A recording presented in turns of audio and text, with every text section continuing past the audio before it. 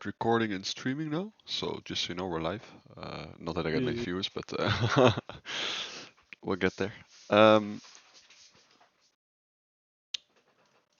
so let's first start off with like a quick introduction, right? Yeah.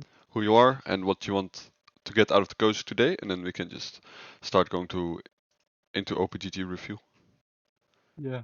So my name is Xperks and I'm from Denmark. I started playing the game around season 6 Mhm. and like playing AD carry from season 8 around that time.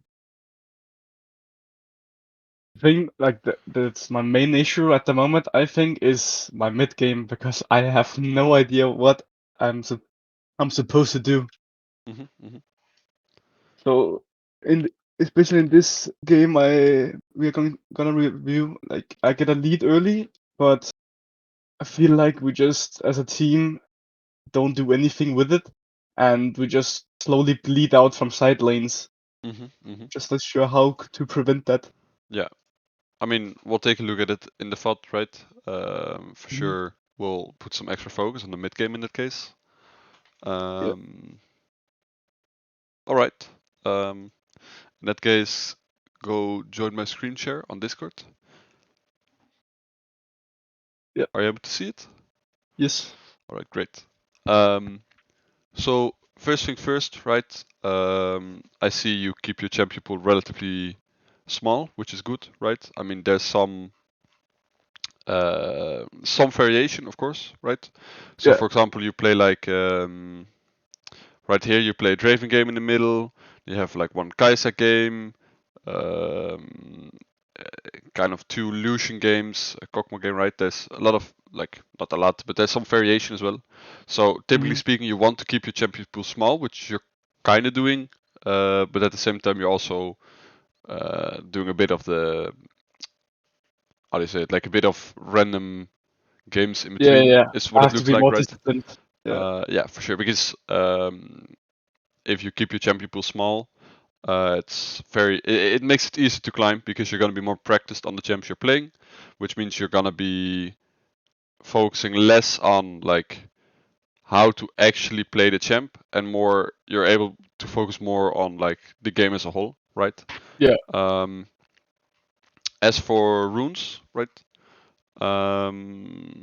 For example, this virus game, right? I see it in multiple virus games where I'm just looking at runes, right? Um, this game, you're playing Hill of Blades. Wait, I'll just do Mhm. it like this. One sec.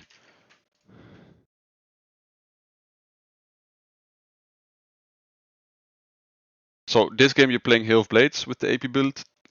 These two games you're playing Lethal Tempo, right? Is there a Yeah. reason behind why you do this? Not Like, really. I was just like trying different builds and seeing what works best. At all right, least right. in the Hill of Blades game, I think that because I have a Blitzcrank, I think early like fast trade is better. So I wanted to have what's called Hill of Blades, Mm-hmm. and like the other games, I didn't really think that much about it. Mm-hmm. All right. So basically, on Varus, when you're not playing like a DPS unhit build, right, or crit build, Mm. but you are more focused on bursting, which AP Virus, generally speaking, is, right? Hill of Blades has Yeah, good value, right? Because you're able to get 3 hits in and then cast a spell, which makes your W, which is the damage in the Hill of Blade build, or in the AP build, sorry, be maxed out instantly, right? yeah, Of course, if you're playing AP Virus, but you're playing against like a huge front line, right? You can still go like unhit AP Virus, which is still good, right? Because his damage on his W is based on enemy max HP. So and it's like a reset, right? So you can get a lot of value from the lethal tempo attack speed if you were playing against a lot of tanks. But when I'm looking at these games, right? This game, for example, you can't really hit these champions consistently. And then yeah, Gwen you can't really hit consistently. And Nocturne kinda the same, right? He jumps on you, he tries to kill you, and if he doesn't like instantly kill you, I mean he's just either gonna run away, try to run away, or you kill him like quickly anyway yourself, right? So Yeah. in a game like this, I don't think lethal tempo has a lot of value, right? So I would say in games like this, go for the Hill of Blades because it makes laning phase. I don't know if you felt the difference really in between the games, but it makes the laning phase a lot better as well because you can do Yeah, for sure, for sure. like kind of the optimal trade for Fires is 3 autos into spell, Yeah. which you can easily do, right? And then it's kind of the same for this game where right now Hecarim is more of a burst champ, right? He's not really a tank champ, he's more of a burst champ. Obviously LeBlanc and Aphelios are not really gonna hit consistently. And Penta and Rakan is the same. Like they're not tanky at all, right? If they go into you and they don't kill you quickly, you don't need lethal tempo to kill them, right? And with the AP Fires build, the value of Hill of Blades is really high. It would be the same if you were to go lethality, right? For the same reason, where 3 autos into spell is your ideal trade. So the value is really high. As for the other runes, when we are doing the Hill of Blade runes, right? I mean, Treasure Hunter is nice in solo queue, but Varus' ult is really, really strong, right? He has a really OP Yeah. ult. So Ultimate Hunter is really good on this champ. Yeah, I was also debating going Ultimate Hunter. Yeah. I mean, for sure, Ultimate Hunter is like really, really OP in this champ, right? Then as for secondaries, I don't think you necessarily need Nimbus, personally. Especially if we're running Ghost on AP Fires, right? I don't think Nimbus is needed because your champ, how do you say it? I mean, if you look at enemy champs, right, you don't really need Nimbus versus these champs, except for maybe Fiora, right, in a fight, but the rest not really. And if Blitzcrank hits hook, of course you're already gonna be in range, right? That's true. So I would say either so primary room page, right? These two are good, right? In solo queue, always good. Then I would go Ultimate Hunter. And personally, what I really like on Fires is going Presence of Mind, because in fights you're gonna have mana issues, because the way you fight is like 3 autos into spell, which then is a reset on your spell as well. So you want to keep doing it, so you're gonna run out of mana. Yeah. But in case you don't feel the same need for mana, right? You can also just go double AP scaling, right? Or AD, depending on like what build you go, of course. But and the other thing you can do is when you're playing against an engaged support. So in these games, not really except for this one, but Rakan you don't really need flash, right? But let's say you're playing against full-on engaged support that you need flash for, like Alistar is a good example. He wants to flash engage on you, right? Cosmic Insight's really good, because if they have it and you don't, they're gonna get like a 45-second window when they trade flash, where you don't have flash to make a play on you for free. Yeah. So that's basically it for Fires runes. Do you have any questions about it? No, I just think, I think that when I'm playing AP, I should be going Present of Mind, and then when I'm playing Unhit, I should play Gathering. Yeah, but when you're playing unhit, it's like you can kind of take Press of Mind anyway, right? Because if you're going unhit Varus, you're probably gonna go lethal tempo, which means you could still take Press of Mind, which is good, right? Oh yeah, Because that's true.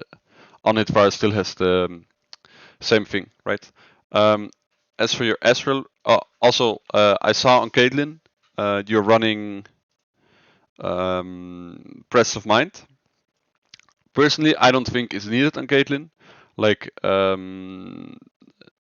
they buffed like the mana regen, right? And in my opinion, like you're not really spamming spells mid game, right? In laning phase, Press of Mind actually does very little. Like you can go and watch if you want, right? When you play a game, see like after 10 minutes, after 50 minutes, how many mana your Press of Mind is actually done just from laning, right? Usually, if you don't get a killer assist, it's around like 100 mana, which is like 2 spells, right? Yeah. And then mid game, Caitlyn doesn't really spam spells, right? Because you only really cast W and then E whenever you need to get away, right? Yeah. And sometimes Q on a wave. But especially if you have wave control anyway, you don't always need to Q, right? You don't really need presence of mind. As for the Ezreal runes, which is also the most played, right? I saw you're going kind of inspiration secondary every time, and then also you're kind of switching between Conqueror and PTA. I see here, right? I mean, you were running PTA for a long time, and now you're running Conqueror in your last 4 matches. So first of all, what's the reason behind like the switch between PTA and Conqueror? I felt like Conqueror is. I feel better in team fight with Conqueror than I do with Pressed Attack. Pressed Attack is nice in lane, but I feel stronger with Conqueror than after laning phase. I mean, basically, the main difference is, like you said, right? If you're able to have Conqueror stacked in a fight and keep it stacked, it's good, right? So Yeah. let's take this game for example, right? This is a really easy example. The enemy team Yeah. in a fight has Udyr and Ornn, right? Both champions want to be like in the front line, be beefy, soak up damage, right? So you're gonna be able to hit them a lot, and you're gonna be able to get a lot of value out of your Conqueror, right? So Conqueror for sure is good here, right? This game is really good. For lane, obviously, like you said, PTA is better, right? You have more burst in lane, your trading becomes a bit better, and trades against Zyre Conqueror is not gonna get fully stacked and then have value, right? So it's not bad in lane, but it's especially good after lane. But let's take a game like this, for example, right? Here, they don't really have any champions that want to play into your range, right? Cannon, I mean, Cannon kind of does, but he wants to go in fast and burst, right? Kindred doesn't want to play into your range. Jace doesn't want to play in your range. Lucian doesn't want to play in your range. And Blitzcrank also doesn't really want to play in your range. He just wants to go in, look for a hook, and go out, right? So they have 5 champions that you can't really consistently hit to keep your Conqueror stacks up, which means the value of Conqueror is way lower, right? And a big benefit that PTA gives that like PTA is like a big benefit in laning, right? Like you said, like you get a lot of pressure in lane. It gives you really good trades. But if you look at what the rune does, it's not as if it doesn't do anything later on as well, right? Like it still gives good burst damage, but then also it increased the damage enemies take by 12% for 6 seconds, right? Which is quite a lot still.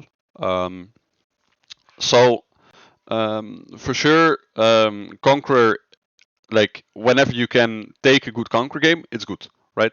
But try to be mindful of, okay, can I actually keep my Conqueror up? Is it able to get value? And if it's not, or if you need PTA for lane, right? Let's say you're playing with a Blitzcrank, with a Leona, with a Nautilus, right? Champions that want to go in, that want to really pressure lane, PTA has really good value. Does that all make sense? Yeah. And then as for secondary runes, right? And I'll quickly just go show you, right? Oh.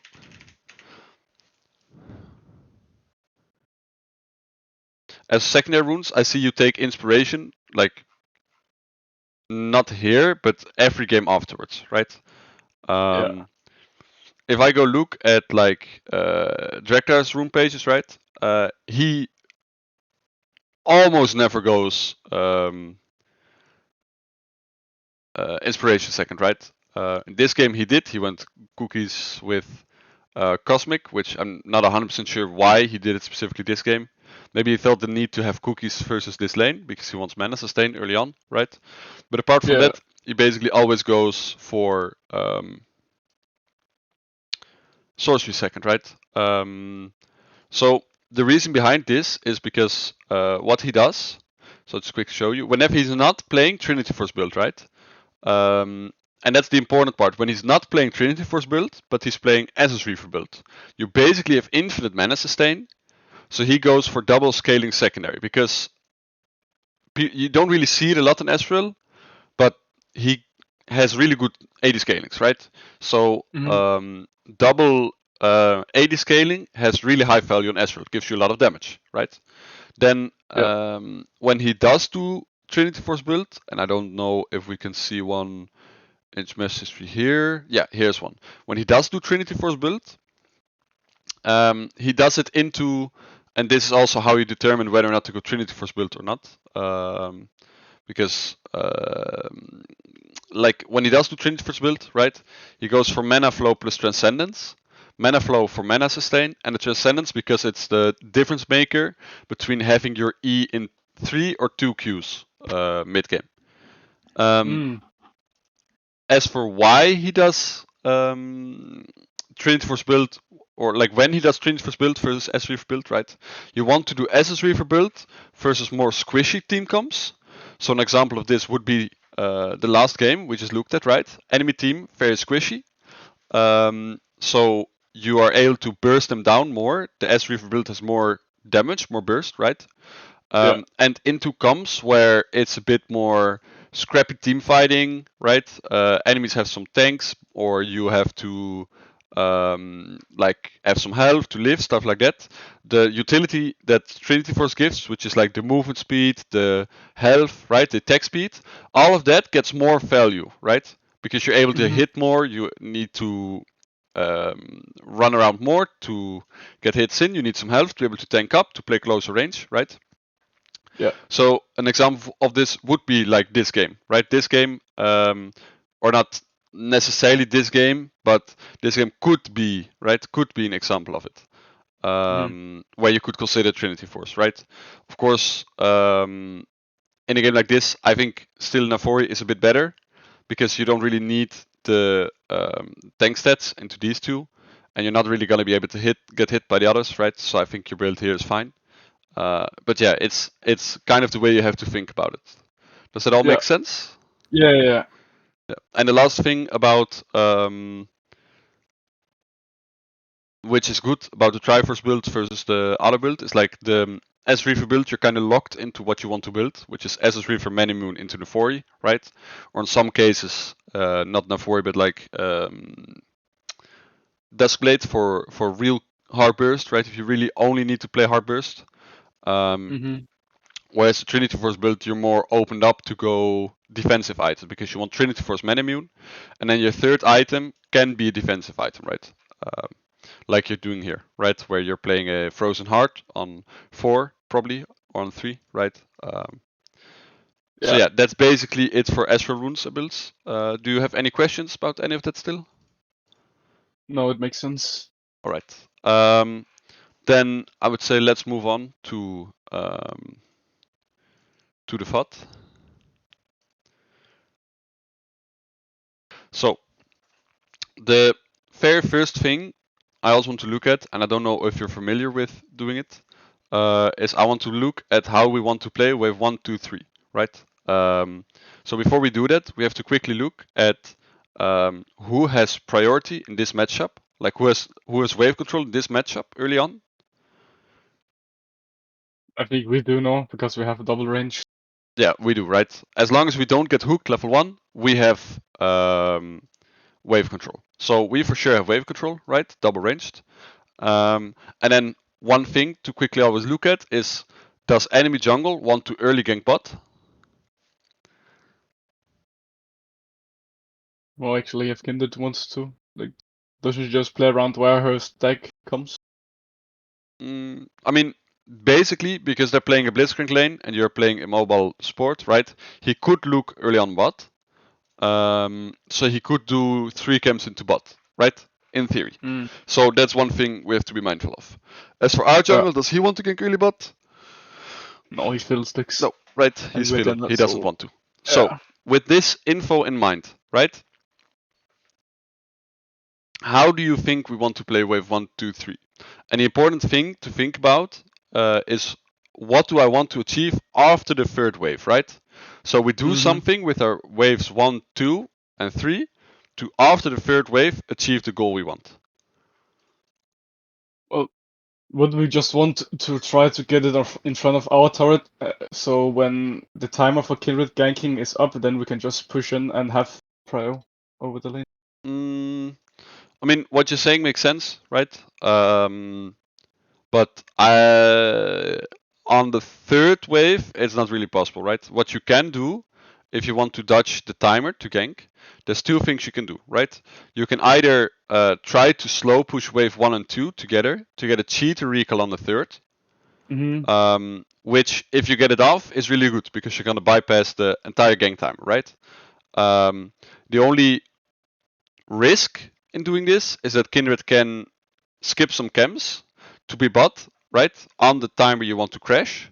So if you do this, you have to make sure that you have a ward placed like from where she can gank, right? Because if you don't and she ganks and you're trying to crash your third wave and she's there, it's really bad, right? The other thing we can do is look to push waves 1 and 2, and then because you're crashing on the second wave, the third wave will be on their side, but it's going to be pushing into you, right? Yeah. So on wave 4, your wave is going to be more on your side. Now, ideally, right, if we don't take into account jungle matchup, I think you would want to cheat recall, right?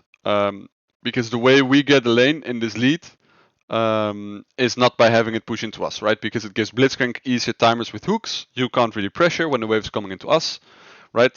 So 2v2, we're not really going to achieve anything. So I would say, personally, right, I would for sure want to look for a slow push on wave 1 and 2 together.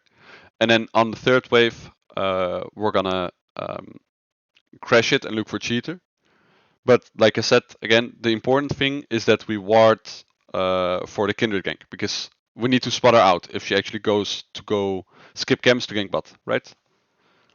Does that all Where make would sense? you say, where do you think the what would be best? Like if you pull up like Rift Kit or something? Oh You yeah. just Wait, I'll skip ahead so we just have to. So for us, the best ward would be like here. Like he can do a creative gank, which is jump this wall, and then he can go, right? But if we only commit one ward, the best ward is for sure here, because then he can't do 3 camps into run like this or run like this. You know, we see all those pathings. So the only pathing he can take is like this, right? Or like this, which both takes way longer, and usually people don't do them, right? In like, let's say it's a game where you have communication with the rest of your team, right? I would say what you can do is like ward to make sure you spot out like this, right? Like this, and then you have someone else ward to spot out this, right? So you have like a ward here and a ward here, and then the only pathing he can do is jump this wall, right? In which time you should be able to crash this wave and get out, ideally, right? Yeah. Alright. Alright. So when we're pushing to crash on third and cheat recall, right? It's very important that we're not hitting the wave any more than we have to. So I'll just go skip ahead, see if anything happens level 1. Not really, right? Also, for item start, sorry, I'm a bit all over the place, but for item start, I don't know what you normally start, right? But why do you start D-Blade in this lane? I wanted to like do it so if like either Jenna gets hooked or I get hooked, we can like still fight it. I have the extra health. Yeah, I mean, typically speaking, right? I think D-Blade start is like really bad, because there's almost no lane where you're not gonna trade up until it's an all-in, right? There's almost no lane where that happens. But for sure, this lane is one of the exceptions, right? Like, they're not gonna trade unless they hit a hook on you. And if they hit a hook on you, you just want the immediate health to not get bursted down, so you have a bigger chance to live, right? So I think this is the one of the few lanes where a D-Blade start is good. Typically speaking, That's where I go to. Like yeah, when the enemy has a hook or something that is based off like the fight of yeah, the hook. yeah. Basically, you just don't want to get all in, and apart from that, you're not really in risk, so you don't need to sustain, right? In other lanes, you usually just want to do either a kill start in rare cases, where it's a lane where literally nothing happens, like you can't really trade, enemy can't really trade, and otherwise you want to do a long start 3-pot start, right? But when is 3 pots like more worth than refill, or refill more worth than 3 pots? Yeah, basically, refill, you can you can see it like this. Refill is good if you know you can get a guaranteed early base off, right? And you can get the value from having refill, right? So an example of this would be a lane where there will be some trading, enemies can try to fight a bit for the wave, but even if they do, you're able to push in the wave on, like, let's say third wave, right? Get a crash, get a recall, and then you come back and your refill is refilled, right? But right now, I don't think refill on ADC is that good because it got nerfed a bit and or like early refill, right? It got nerfed a bit and there aren't really too many lanes where that happens, right? Because if it's like a bit of a fighting lane and you start refill and they start 3 pots, they're gonna have the sustain advantage, which can lead to them actually winning the matchup early on, right? So I would say if you think, okay, I don't want kill, right? But there's not really gonna be anything happening in this lane, you can do longsword and refill instead of 3 pots. So an example of a lane where basically nothing happens in like wait. Like an example of a lane would be like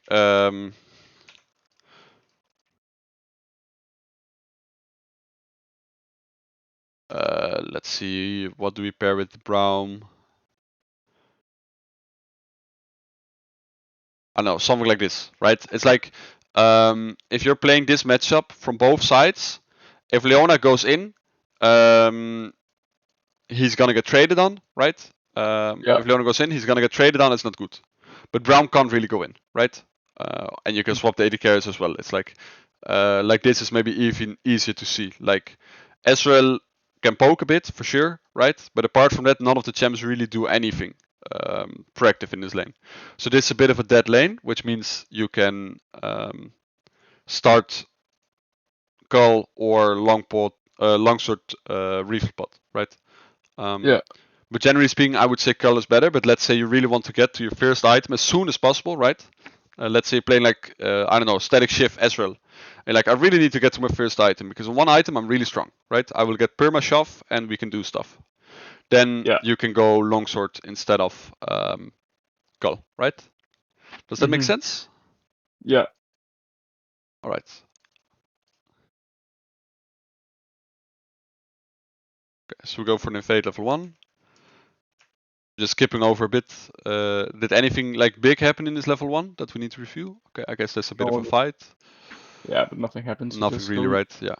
I mean, something happens which is big, which is that Blitzcrank loses half health, right? Which is really huge for our lane actually, because it means either he's gonna base, right, and not be there at all, or he's gonna be really low when he gets there, which means we might be looking to poke them out instead of taking cheater recall, right?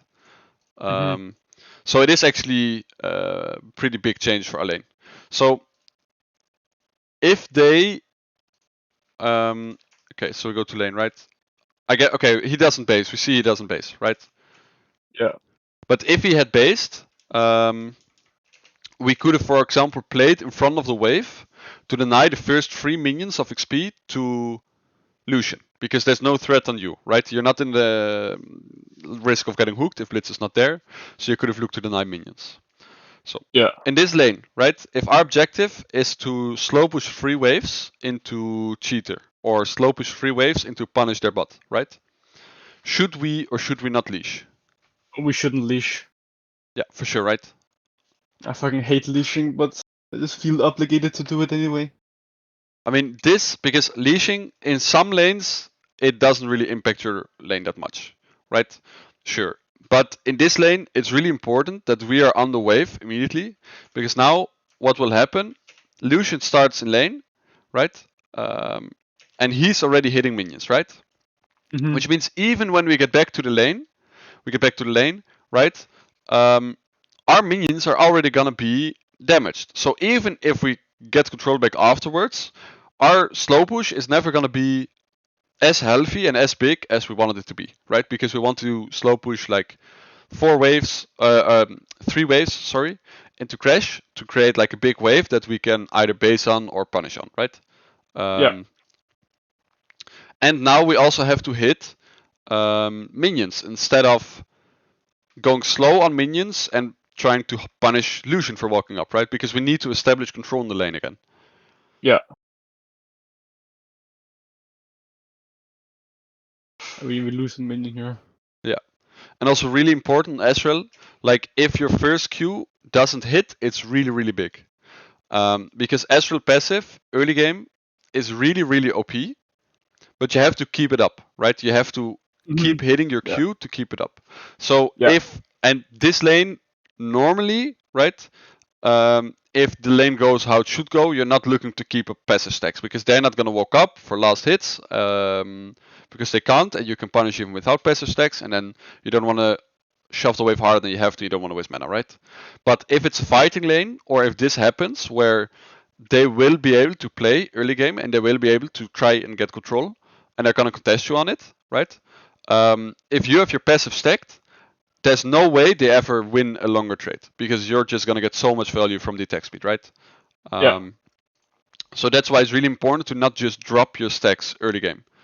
That's why you also see, I don't know if you ever watch like pro VODs from Ezreal players, but in like more fighting lanes, you see they will sometimes just randomly queue a minion, right? And they're like, huh, why? It's because they want to keep their passive up, right? So missing first Q is actually really big, and they know it, right? Or at least that Blitzcrank kind of knows it. He's walking up like this, which he would not be allowed to do if we had Q up, right? If we have Q up and Agena is with us, we can for sure trade on them level 1.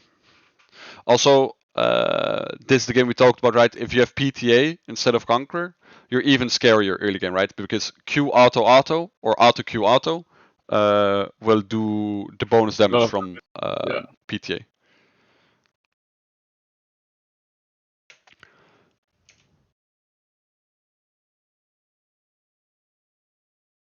So right now we're clicking back a lot, right? We're kind of clicking like here, here, here, right?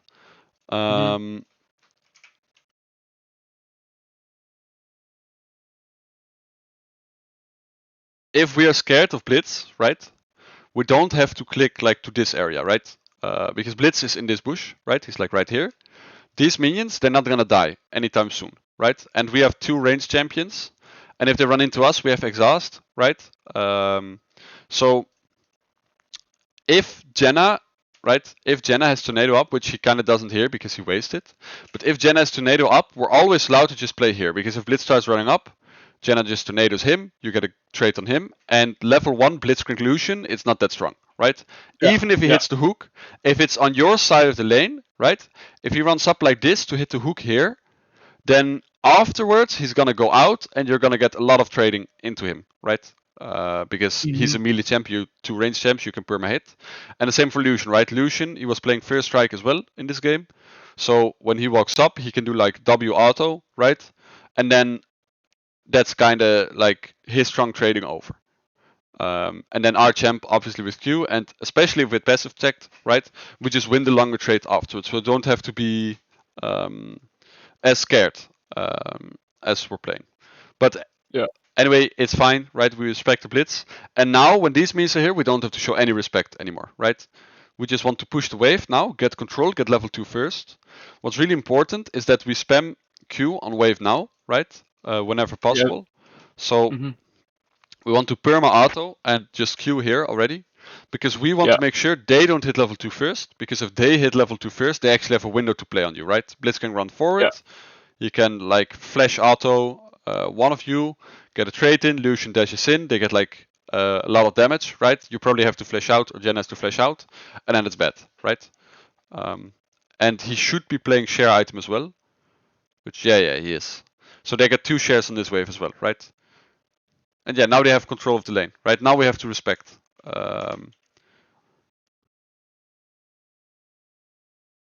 And it's because I mean, obviously we leashed, which is really bad for a lane, right? But also here, if you and Jenna are perma autoing wave and you're queuing wave on cooldown, you should still be able to at least give them a really short window only to play on.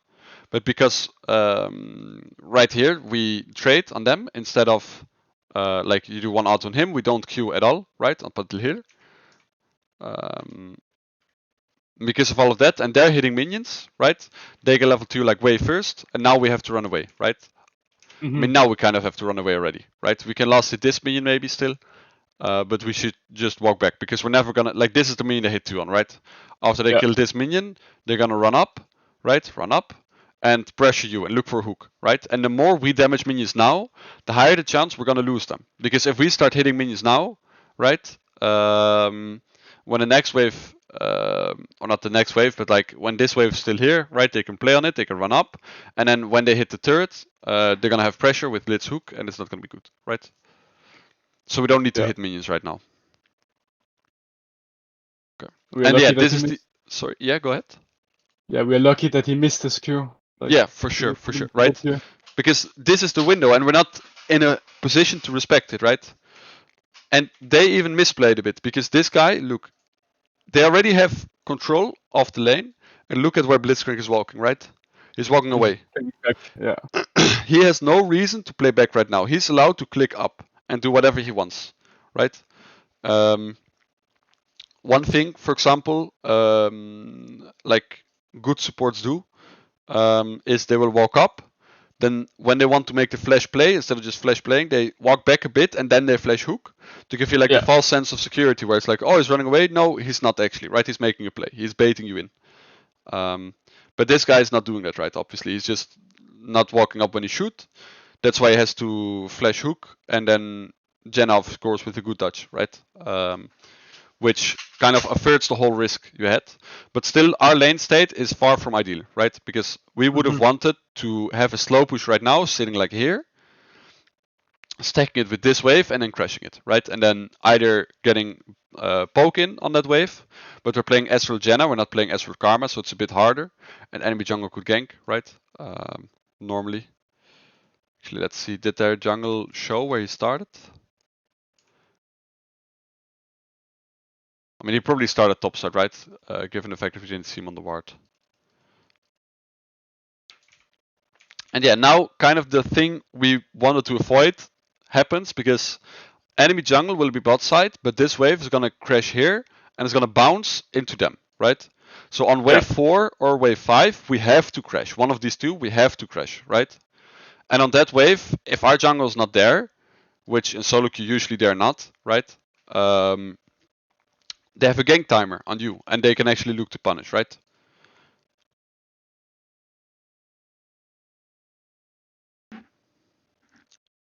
So now, when this wave state happens, right? What do you think we want to do with the wave? Right now, we just feel like we should be slow pushing it and then crashing next.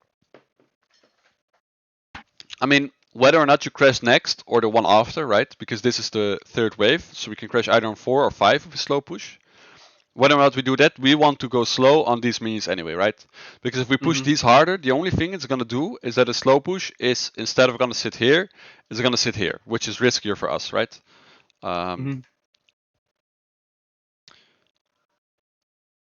So for sure, we just want to last it, right? And have the slow push be as big as possible. Because also, if we are in a really big wave, even if it's 2v3, Blitzcrank has no flash, which makes it hard for them to engage, and the chance of you getting out is way higher, right? And then let's say there's a big wave here, they're ganking, Lucian Blitz run up, these minions will crash the wave on their own, right? And then it's still fine for us. So we just want to go slow on the wave. And whenever we have a good timer to crash it, which could be, for example, when Kindred shows, let's say Kindred shows stop, right? Then of course we don't have to be scared anymore. Or if our jungle comes bot side and covers, that's a good time as well. But we just want to go slow, we just want to last it, right? Because pushing this wave doesn't actually achieve anything for us, and only puts us in a greater risk.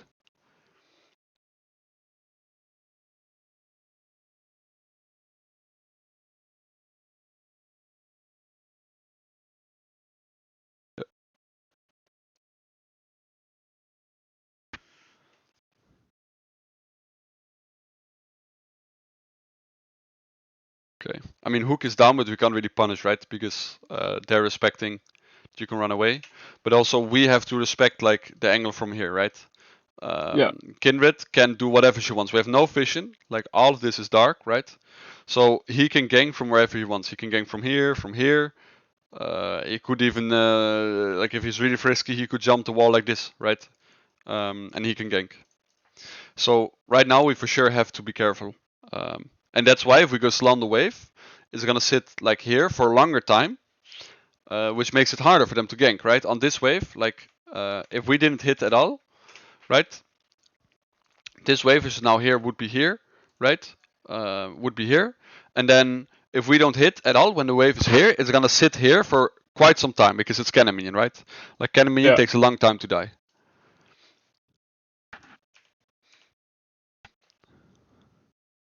Now I'm interested to see if we actually get ganked or not. Because this is their gank timer, right? When we're playing up here, they should be looking to gank.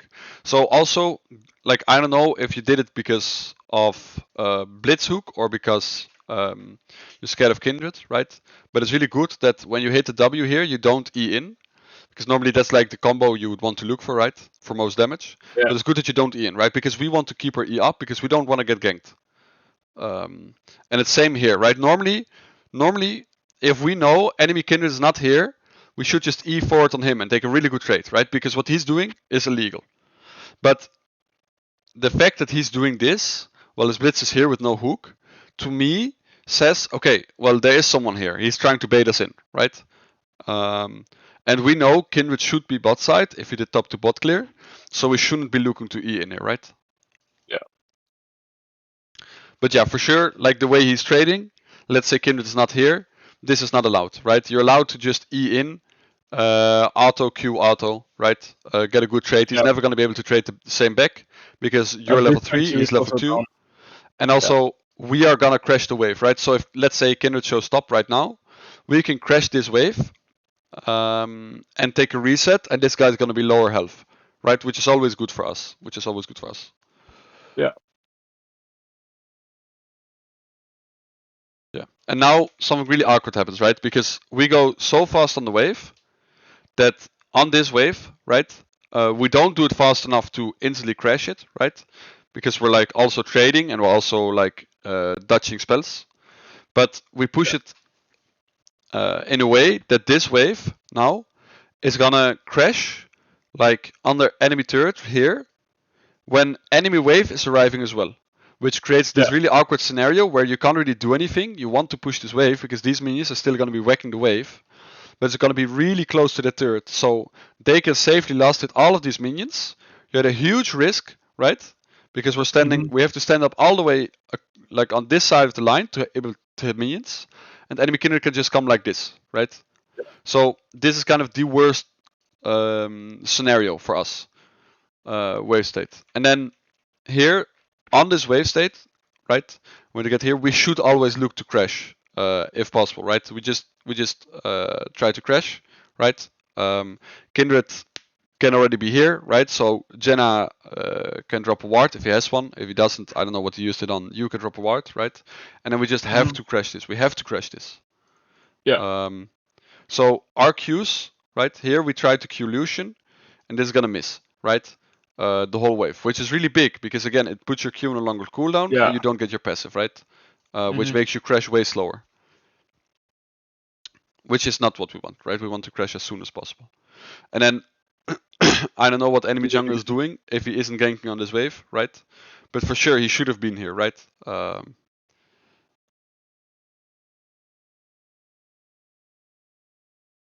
Yeah, now he's here, which is like really, really late. He has a really late time. He did full clear into Scuttle all the way.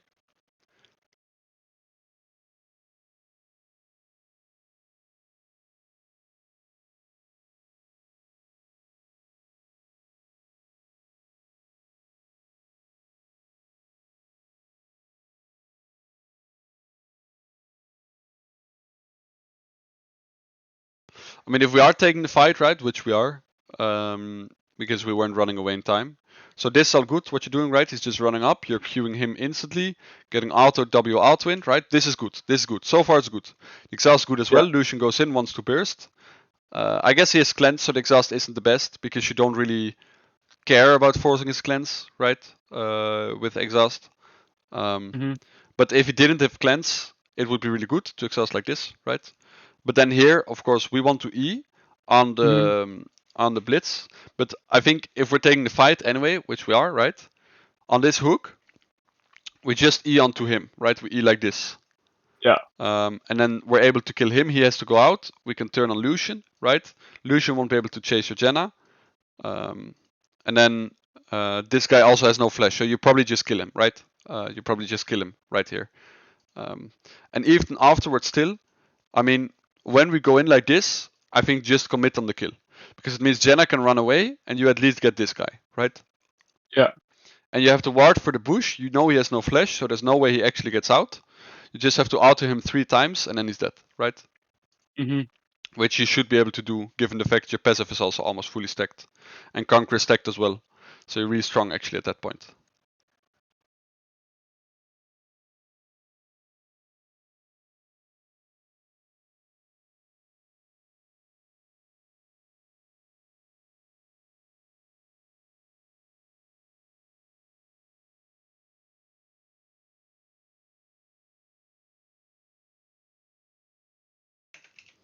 So here I actually don't like this, where you're like, you see your character, it's like walking back, right? To get the auto in. Yeah. Which I don't like, because you just want to run to your turret, right? And I think it's fine to, when he's going in, to get the Q on him, right? And then if they commit really deep, you can look to trade some damage still. But you don't really need to damage them here. It doesn't really achieve anything, right? Mm-hmm. And your conquer stacks, you would keep them up anyway with the Q, right? So not needed for conquer stacks either.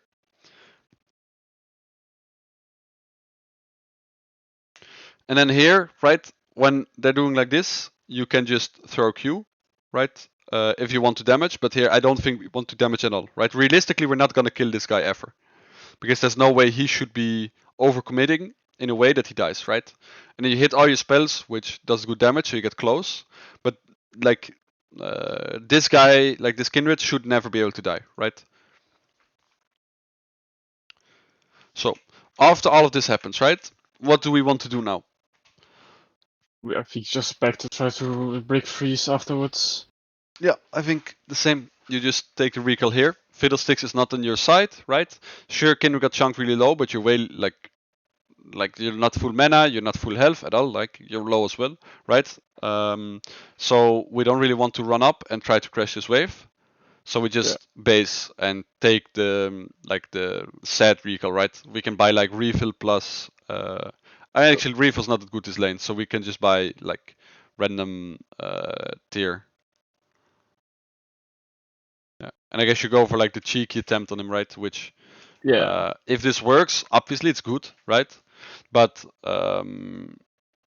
like it shouldn't work, right? It shouldn't work. If this guy's expecting it, or if he's just not recalling here, because I mean, obviously you go for this because he's recalling here, right? But this walking, what we're doing here, this is all not needed, right? Here we should be basing already. We should be basing already, because we can't know that it's gonna recall here, right? And yeah, you don't get it, which is kind of unlucky, but you shouldn't be able to get the play in the first place. And now the awkward thing is, because you didn't base, you're gonna be late to lane, which means they, if your fiddle doesn't go bot, they can actually crash next wave, right? So right now, what I would be wanting, right? So right now, what I would be wanting is, okay, stop these guys from crashing this wave. Look at the health, right? Blitz is not a champ. Lucian is low mana and not full health. And your fiddle is full mana, full health. And your Jenna is full mana, full health. So there's no way that if fiddle runs bot, they can crash this wave, right? Yeah. So what I would want, when I'm like in this, if I were to be in the spot like this, I would want my fiddle to go bot right now and stop them from crashing this wave, right? Either hold this wave or just fight them off. Even though fiddle, I don't know why he didn't reset yet, right? It's kind of bad by him. But right now, if fiddle is bot right now, they're never able to crash this, right? And same for Jenna, right? If Jenna was able to hold it here, it would be insane. But he doesn't want to, because Blitz has mana for hook. It's a huge wave that he will tank up, right? It's gonna get hooked. Lucian will hit him, and he's gonna probably die, right? Okay, and he touches the hook, which is really good. He ends up saving the wave, right? He ends up saving the wave. But if this hook ends up landing, he's just dead, right? He's just dead. Yeah. So kind of playing with the movement instead of making a guaranteed play, right? Which is what you could do, right? Is like ping your jungle and tell him to hold wave, right? And hope he does. Of course, solo queue, so if he doesn't, you can't do much about it. But okay. On this wave state, what do you think we want to do? I think we want to last hit the waves. You want to, sorry, what? Last hit the wave. Like maybe fin a bit.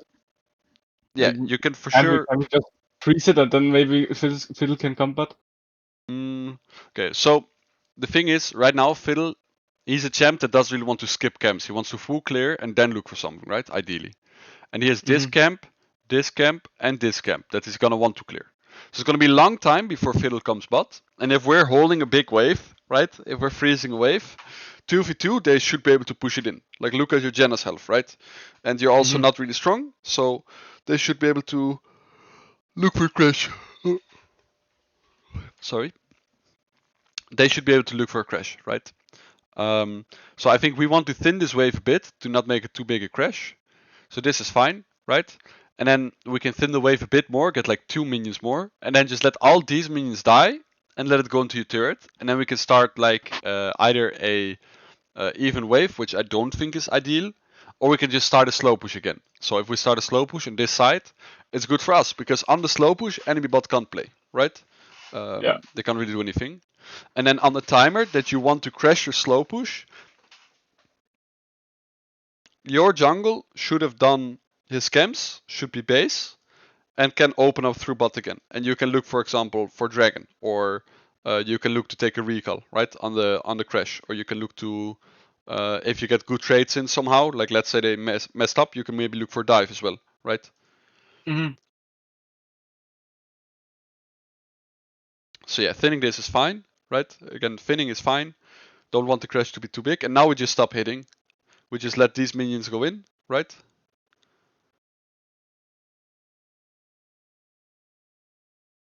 Yeah, and now you're looking for the freeze, right? Which I don't think is necessarily bad, because we can do the slow push kind of on the next wave as well, but not really, right? Because they're gonna push. Nah, actually, yeah, I think it's suboptimal. I don't think it's necessarily good because they're back. You're not gonna be able to die anything, and then you can't start the slow push either, right? Now they have wave control kind of because they're gonna crash this, and they're gonna be able to push the next one in as well.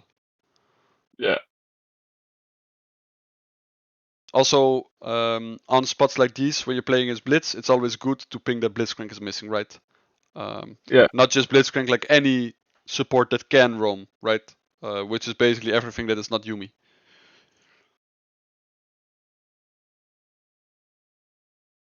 Yeah. Now he's bot.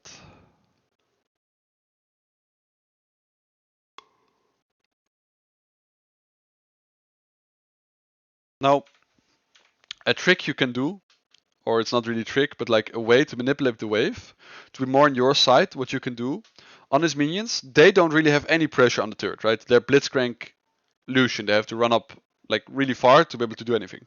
So on this wave, if you lasted minions as late as possible, it means your wave is going to be held up here for as long as possible. It means when they walk up again, enemy waves are going to be further up and they're going to meet closer to your turret, right? Yeah. So it can be the difference between wave is here and wave is here, depending on how fast we go on these minions. And for us, obviously, wave being here is really good, right? Because if wave is here, it means it's close to our turret, it means it's harder for enemies to hit it, and then we can also start a bigger slow push because of it. And that's what we want to do still, right? We just want to slow push. We don't really get advantages from waves by playing like really hard on poke or anything like that, because I mean we don't really have too much, right? Yeah. And yeah, wave, because we didn't do it. Wave meets all the way here, means enemies just get free lane control again, right? They're gonna push up. I mean Blitzcrank actually fucked his hook, so I guess that's why the wave crashes here. But it would crash like here, right? Which is like still easier for them than if it is here.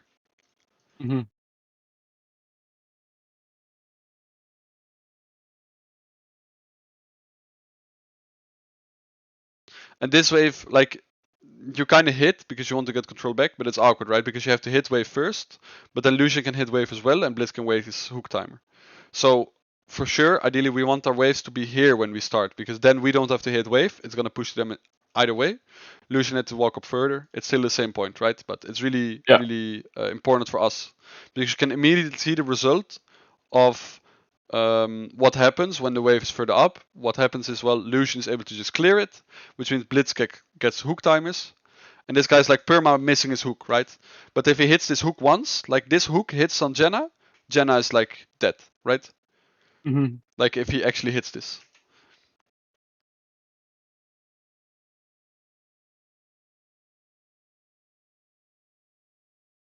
And here I think we're allowed to just like right now. So hook misses, right? We're allowed to click up. And here we're allowed to just E forward onto the Lucian, right?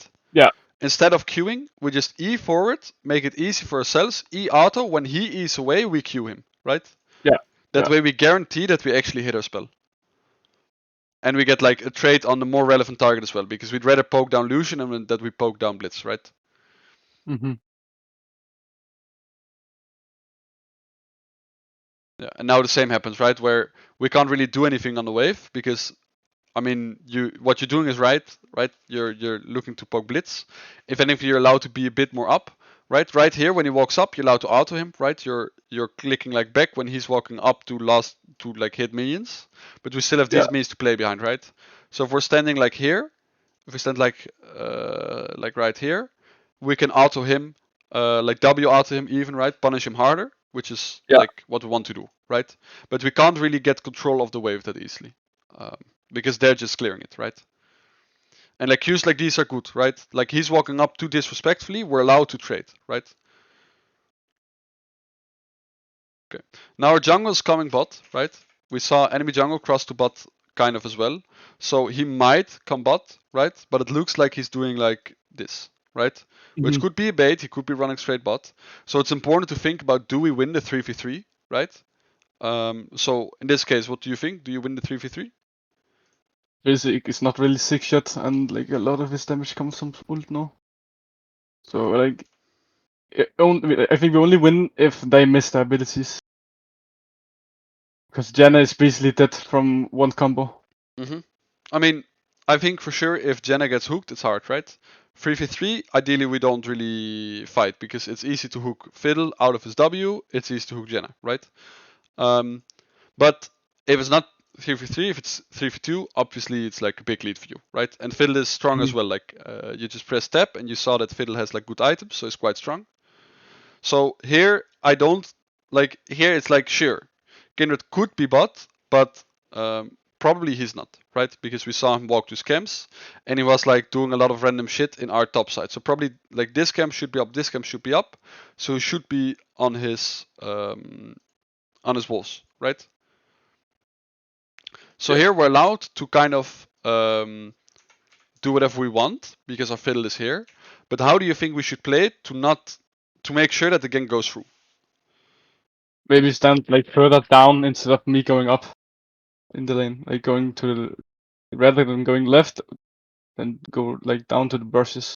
Mm-hmm. Yeah, for sure, right? If we are standing, that's a good point you make. Like, if we are standing here, the natural thing most people do is stand up here because they don't want to give you a clear line to trade on, right? Another thing that we want to make sure we do is that we don't suddenly start playing more aggressive. Remember when I said that Lucian just went for a random trade here when he wasn't allowed to, and that alerts me, right? It's because normally someone wouldn't just do a dumb trade, right? So unless they really are dumb, it's because they try to bait you in because their jungle's there, right?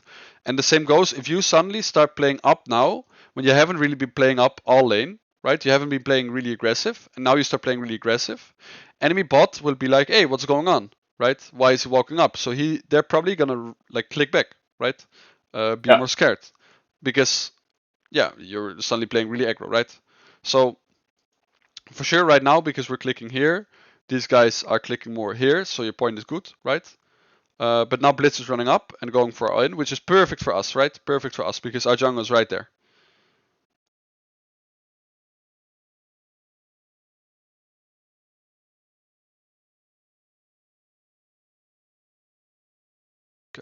Let's see that one Now more we time. just wave afterwards. Yeah. I mean, this fiddle is also walking away too far, by the way, but it's not on you, right? But right here, for example, you could ping like assistance, but he kind of sees it instantly, but his pathing is like weird, right? Like right now, fiddle is like walking like this kind of, when he should be just walking like this, right? And he's faster. Yeah.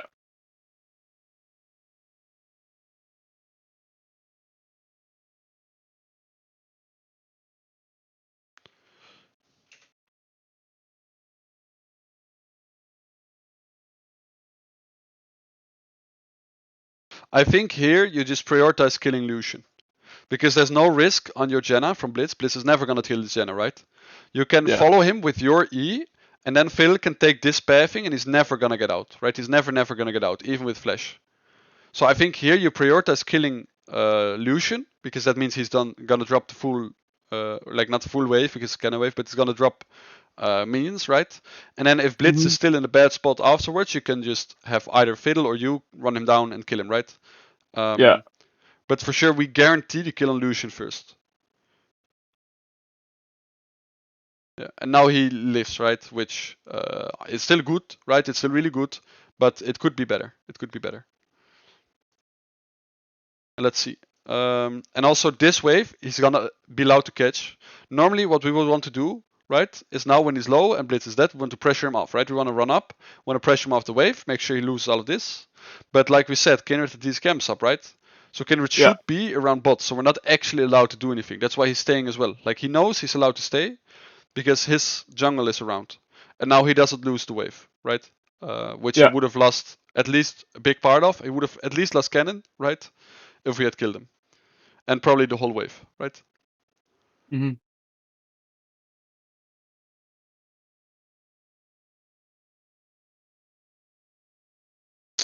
So here you opt into buying lucidity boots, which I'm not a big fan of, because lucidity boots don't really add anything early game, right? Like sure you get CDR, but you don't want to spam E off cooldown because you're just gonna run out of mana and it's not safe, right? Which is like the biggest reason why CDR, like the biggest, not the biggest reason why CDR is good, but like the biggest spell with CDR effects, right? And you also have, because you can just sell the cookies, right? Yeah, buy And then 2 longswords. you can buy 2 longswords, right? And it's way more damage than buying lucidity boots. Like 20 AD is a lot, right? Early game. Mm-hmm.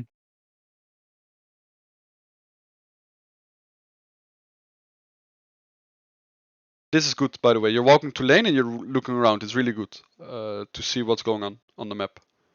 Only thing you could do different is right now Blitzcrank has a timer that he could be roaming on, right?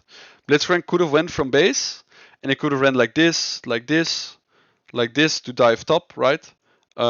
So pinging missing is always good here to alert your team, hey guys, he's missing, right? Yeah. Oh, and now we see Kindred, so obviously we want to look as well, right? Which you do, which is good. Then we should make the judgment call, right? When we look, 1 sec. Right now we should make the judgment call. Okay, should we move or should we not move, right? Because our wave right here, this is gonna crash, right? So if we move, it means we're dropping DCS in favor of going to the fight. So what do you think we should do here? I don't think we should fight because Kindred is 6 and Malphite does not have ult up. Like, I don't think we win it. Yeah, for sure. I agree. Kindred 6, Fiddle not 6, Malphite no ult, but also mid wave is crashing, bot wave is crashing. So even if we get these 2 camps, or like we get this camp and then Kindred doesn't get any, it's still not a good scenario for us. They still get like a lot of things, right? So I think here for sure we should just give this. Should I just like warning ping them to try to get them back off, or what's like the play? Yeah, for sure. You should warning ping them, right? Ping them back. And I think what you're doing is fine. You can walk like this, right? To always be a bit closer to the fight in case something happens, right? And now something kind of does happen where they're like really overextending, which they don't have to at all, right? Like this Kindred is like overextending on his own. Not really on his own, but like the Jace is not really walking up with him. So it turns into a good fight because they make a mistake, right? But Yeah. the important thing to look at is that if they don't make this mistake, they just get the I lose camp the and get wave. out, and we lose stuff on bot, right? Yeah. So it's not a consistent play to move here. Yeah. And then of course, if you see if you don't move and you see they still overcommit, you can always make the call, okay, I'll move anyway, right? If they're in too deep and you can get a good fight, then you can say, okay, I'll just go anyway. There's no way they get out, right? Right. Now we get back to lane, right? What do you think we want to do here? I can't see if it's a cannon wave, but I think maybe if it's a cannon, we can like shove this hard and then shove the next, and then it's gonna bounce really good. But if it's Yeah, not a next cannon wave wave, maybe is like this wave is a cannon wave. If you count yeah. minions, it's 7 minions. So you want to push this hard, then push next hard, and then do what? Like I don't really have like that much gold, but like we could just maybe it's better actually just to get more HP to just back. Yeah, for sure, right? Yeah, I get log a long Afterwards. sword also. Yeah. I mean, the one thing I don't really agree on is pushing this hard. I think you push this slow to have the next wave in a safer position because you are all half HP, right? If you were full HP, you would be able to push this, run up, push the next one without any risk, right? Because Kindred was dead. But now, because we're half HP, their bot can easily take a 2v2 all in where you can die, right? Yeah. So you have to be a bit more careful. So having the wave more on our side, having the wave more here, this is like really safe, right? So if we go a bit slower on this, the next wave is gonna be a bit safer, right? And then yeah. But I mean, you kind of do it anyway. You don't go that fast on the wave actually, so it ends up being fine. I guess you also couldn't go that much faster, but yeah. And now we want to push this, and I think if our call is to just hard shove this, right? I think we're allowed to just ult this wave here because it instantly stacks our first passive, and we damage the whole wave, right? Yeah, that's true. And ideally, I don't want your Jenna to use her tornado because that means suddenly Blitzcrank is allowed to just run up, right? And we don't really want Blitzcrank to just run up because that's kind of the only way we die, right? Is where Blitzcrank is allowed to just run up. Yeah, and because we don't ult, obviously this wave goes way slower, right? So they can also threaten to hold now because their hold is like not as long, right? So if Blitzcrank wants, he can like go like this, hold this wave, force you to stay on the next one as well. But anyway, like the next wave is like already here, right? So kind of never mind what I'm saying. It's kind of relevant, right? For sure, like because we crash it slow, the next wave is already here, and now it's awkward, right? Now we can't really get the base in that we ideally wanted because we're like 300 HP down, which is quite a lot, right? Mm-hmm.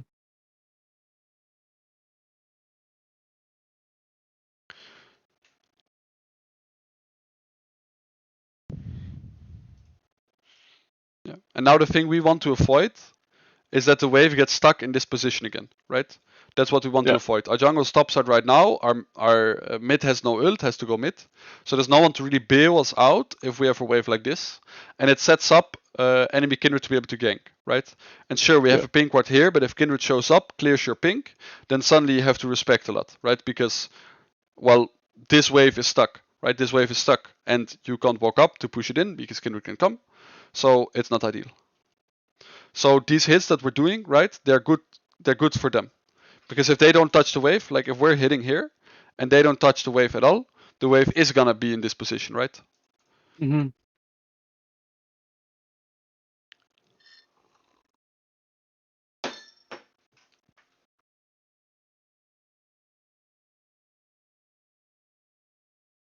Okay. And now Blitz misses hook, which drops a lot of pressure again, right?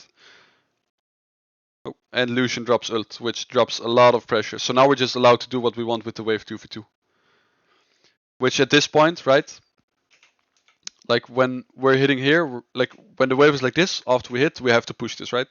But we could just push this in and either take a recall or do something else with the pressure we have, right?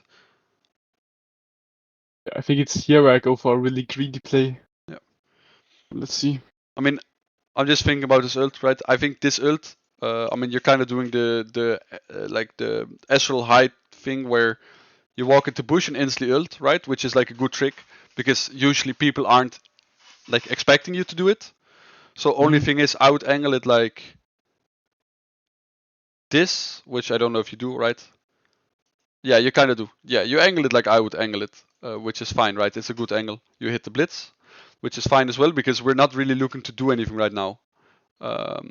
We just want to push this in and base. Actually, I take it back. The ult is not necessarily that good because I think we want to push in base, right? I think we want to push this in and base. And then if you look, it hits the whole next wave, right? So yeah, it's not the best ult. But if we're looking to stay, it's fine, right? Because we just get poke in and we get to push next wave as well, which we want to stay for anyway.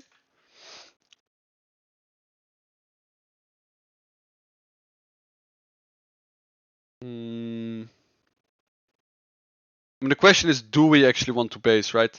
I think actually staying is fine if we know enemy kindred is not going to be bot side, right? And now we know, so now staying is for sure fine because we poke them out, right? But because our fiddle is like kind of pairing to top all the time, it's not necessarily good for us to, of course, stay always. But here, afterwards, right now, right, we know we can stay, we can play to poke, which is good, right? Hook goes wide. I think here again, you're allowed to just you Q, walk up auto, right? Walk up auto him. I don't know if you do. Yeah, and now we're just allowed to click further up, right? We don't have to click back at all. We have E up, they don't have hook up. We win the trade if they go in right now. And also Blitzcrank, no pots. If you watch in the top left, no pots, no sustain. He's half health, right? So for sure we're allowed to just click further forward when the hook goes down, right? Like these clicks, you click like here and here. They're not necessary, right? And then here as well, which is be walking like this. And then we get the next auto in and we can even E, right? For damage. We can WEQ, stuff like that. We can do whatever we want for damage, right? And then this guy takes like a really, really bad trade, which is not allowed to do, right? This is not allowed because Blitz is level 5 and he has no hook. So he adds nothing at all, right? So here we're allowed to just start smacking away. We don't have to use anything, we just smack him, right? And he kind of, like, he gets way too much value for the play he makes, right? He gets both your exhaust and Jenna ult, which I don't think is needed at all. I think you could have just not exhausted, right? And then you take a good trade.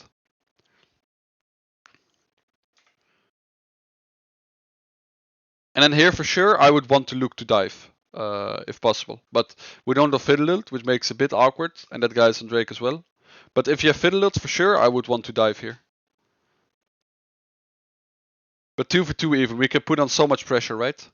Important thing to note is when we are when we are playing champs like Ezreal that want to poke, it's really important to be smart with when you poke, because it's the same for this Blitz. The reason he's so useless this game is because he has his Q and cooldown a lot, right? Same goes for you, even though your Q is a bit shorter cooldown, it's your main pressure. So when our wave is walking up like this, right? When our wave is walking up like this, so this Q is kind of greedy, but it hits, which is really good, right? And even if it misses, the cooldown is not going to be too long, right? It's like 6 seconds, 5 seconds, something like that. So it's fine, right? But right now, all we need to do is whenever this guy goes for a last hit, that's when we Q. Because if he doesn't want to last hit, okay, we don't Q. He's missing last hits, right? We get what we want. If he's walking up and getting the last hit, we punish him for it, right? So, for example, this minion is going to run into tower, right? So it's going to take the tower shot around here. If Lucian goes to last hit that minion, that's when you Q him, right? That's when you Q him. And then we keep doing that, right? Whenever this guy walks up for CS, we Q him. So now our Q is down, which is really suboptimal because he's allowed to just walk up and get his last hit, right? And we're not able to punish. And now kind of the same, right? The same concept still applies afterwards. Whenever this guy walks up to last hit, that's when you want to Q, right? And now this Blitzcrank, you get like a nice spot on Blitzcrank, like for some reason doing this. You should never do this, right? It doesn't make sense for him to do this. So you get good damage in, which is good. And now our window's kind of gone again, right? To punish on, because the wave is here. Which we could have for sure pressured a bit harder, right?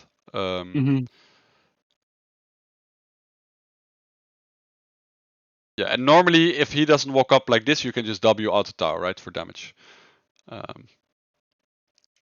And then this is kind of the same, right, where we are queuing, and it's like he already has the last hit. He doesn't have anything to do, and also he It's has not like gonna a do line anything. to block, right? So this queue is kind of, I would call it like kind of the queue of hope, right? Like you want him to run into it with this queue, which he should never, right?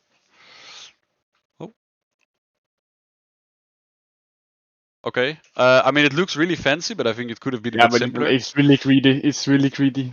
Like I just got lucky. I think here, right? I think here when you W, you can just not auto and E him, right? And then the W and E damage will look on him, and then you auto again. Yeah. Because like here, Hook is down, right? So Blitz, not a champ again. Here we just auto, like we auto insta W, right? So we auto insta W. Mm-hmm. So auto W, we W now already, right? Then we E in like this to get the Q angle, right? And if he dashes away, then we can Q flash, right? Yeah. But Also, like one thing. obviously he dashed in, right? So Yeah. right now, if you W E here, right? E here, and Q like this, there's no way he dodges. What were you saying? I just like in this game also I noticed that I don't really punish when Blitz has cooldown off. Like I just play like he still have Q up. So, like that's one thing I have to figure out for sure. Yeah, I mean, it's just because you're not like, I'm assuming, right? You're not actively thinking about it when you're in game. So if you think about their cooldowns and the risk on you, which in general on ADC is kind of what you want to do, right? You want to play around what's the threat on you, and if there's no threat on you, you're playing the most OP role in the game, right? Because you have infinite damage as ADC. So yeah, for sure. I mean, like I said, the play you do looks really fancy and it's mechanically impressive, right? Like it's But I feel lucky. Like Blitzcrank could have just body blocked it. Yeah, I mean, for sure, Blitz could have body blocked it, but he's also not expecting you to be in this angle, right? So the play is mechanically really impressive, but you could have done it in a simpler way where you keep your flash, right? If you do it here, basically, which is like a big thing on Ezreal. Like the thing I noticed, what I was doing wrong was kind of what I think you're doing wrong. In some of these clips as well, which is trying to make like the crazy Ezreal play happen. When a lot of times just having like being smart and not using your spells when you don't need to and just using them a safe way is way better, because this champ, whenever you miss a spell or you misuse a spell, your value drops down really hard, right? So yeah, for sure, it's really good on Ezreal. Like in general, it's really good, but on Ezreal, it's even more important to be really smart with your spell usage. Yeah.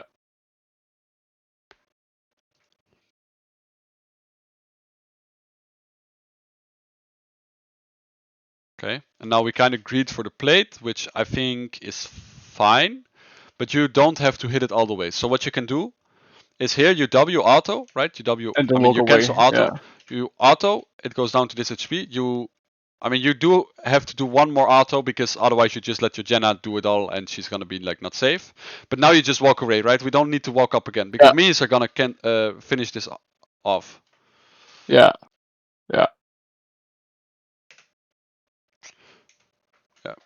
Also, when he's doing this, I mean, I'm thinking if it's actually worth to go for the plate. Because the thing is, next wave is already coming, right? And Lucian's gonna spawn, so we want to be really quick on this if we do it. I think you can, if you didn't cancel auto, you W auto, right? You W auto and then auto Q to get the Sheen proc. So you W auto right now, turret is gonna drop down to this, right?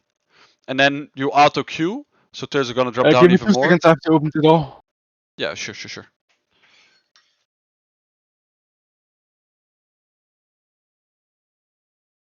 Okay, I'm back. Yo. Yeah, I think for sure you could have gone for the plate if you did it like really quickly and then you get out. Because now the awkward thing, which is really obvious, is you are basing Lucian has already run back to lane.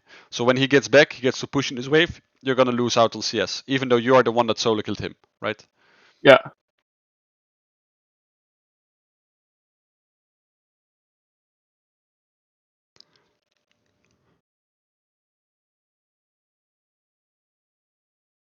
Also, one thing to think about, right? When you're walking back to lane, I mean, you can already think about like what you want to do, you want to push, blah blah blah, right? But important to think about as well is like how strong am I, right? So right now, you should have clear in your head, okay, when I come back to lane, do we win 2v2? Do we win 3v3? Right? Do I want to look to fight? Can I fight? Right? I think in this case you're really strong, right? So for sure, when we get back to lane, we want to look to get control of the wave, and we want to look to punish this Lucian for being weaker than us, right? This wave, obviously, he's going to push, so we just have to catch it. He should be walking away, we catch the wave, right? Which is a direct result of us like being slow on the plate, right? Yeah. But after this, what do you think we want to do with the wave? We And see now, Kindred top, so like we can yeah. just like get control over the whole lane and like pressure tower. Yeah. I mean, one important thing to note here is that Lucian is running away, and a bit earlier we saw Blitz. Like, I'll go back to the moment. Like here, we see Blitz as well, right? So we see Lucian and Blitz are both in river, right? So, yeah, and Blitz even goes further up. So one important thing to note here is that normally I would say if it's 2v2, we just slow push again, right? We want to build up a big wave, we crash on the wave, and we punish. Yeah. Right now, because it's not a scenario where it's 2v2, because Blitz is topside for sure, what I would want you to do is actually hard shove the wave and try to deny Lucian as much as possible. Because we can deny him every single CS. If Jenna is with us and we're in a 2v1, there's no way that Lucian is allowed to walk up, right? So we just hard shove this. And he's even going mid, right? So we don't even need Jenna to come. We hard shove this. And now we walk up and we hit turret.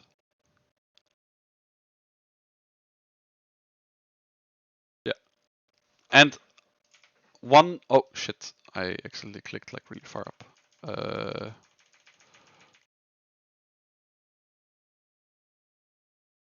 Yeah. We just hit turret, right? We just want to push as fast as possible. One thing is right here. For example, right here, you can Q like whichever direction to just get the Sheen proc, right? Or even better, you can auto ult, right?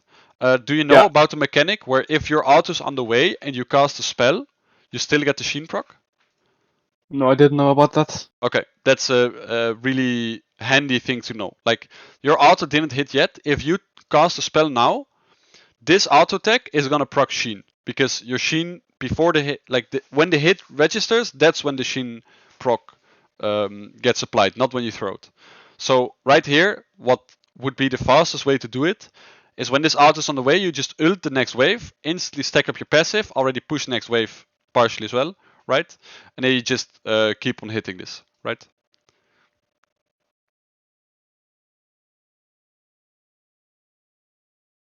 Yeah, we get this plate, and then next plate is gonna be a bit hard, right? But I think we just push for it anyway because they're all not showing still. You're gonna force enemy to come into you. Enemy jungle, right? Is the only one that can. Because I mean he stops it still as well, right? Yeah, there's literally no one here. So you just push this, take this plate as well, push next wave, and then you take your reset, right? Wait, did you get this plate? Oh yeah, you did.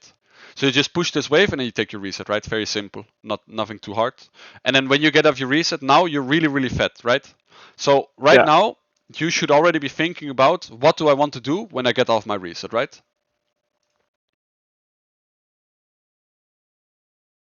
Which in this case, for example, a good play could be for you to just go mid. If you are mid, it has really high value because you're so strong, right? You already have Triforce finished. You're gonna get a lot of extra control just by the fact that you are gonna be the one that's on mid. Which I mean, you start running to mid as well, right? Which is good. Which is good.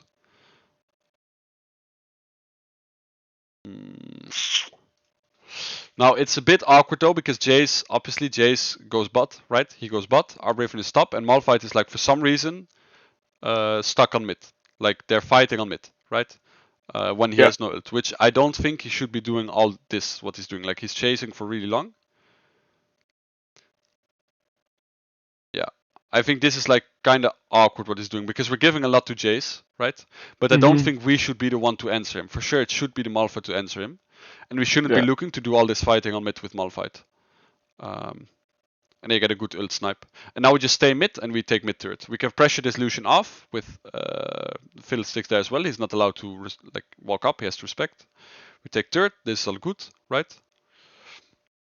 And yeah, this is fine as well. Like, you don't have to pressure mid wave more. You can stop him from taking your camps, right? It's miss every ability. Yeah. I mean, you just miss some spells, right? Which happens. We can quickly look at why it happens. But first of all, this Q you don't have to do, right? Because if he is not on Raptors, you don't have to Q the Raptors here. And if he is on Raptors, the Raptors are not going to be here. So you can always wait, right? And then, of course, when you see that the Raptors are up, you can Q them for movement speed, right? That's fine. But you don't have to Q them blind. And here, what you can do, like an easy way to be able to easily hit him, right? So if we look to midi map, right? Jace is bot right now. Then this plant gets hit, and he's not walking up like this, right? Yet, at least. So it means he's not right behind Kindred for sure. We know that for sure. He's like, at most he's here, right? Yeah. So we are not in a risk if we are walking up. So an easy way to get you to hit the not the mechanics, the skill shots, is to, instead of clicking here, just click towards him. Make the angle between you and Kindred like really, really small, and then he can't really dodge, right? If you're literally standing inside of him, there's no way you miss Q. Yeah, true.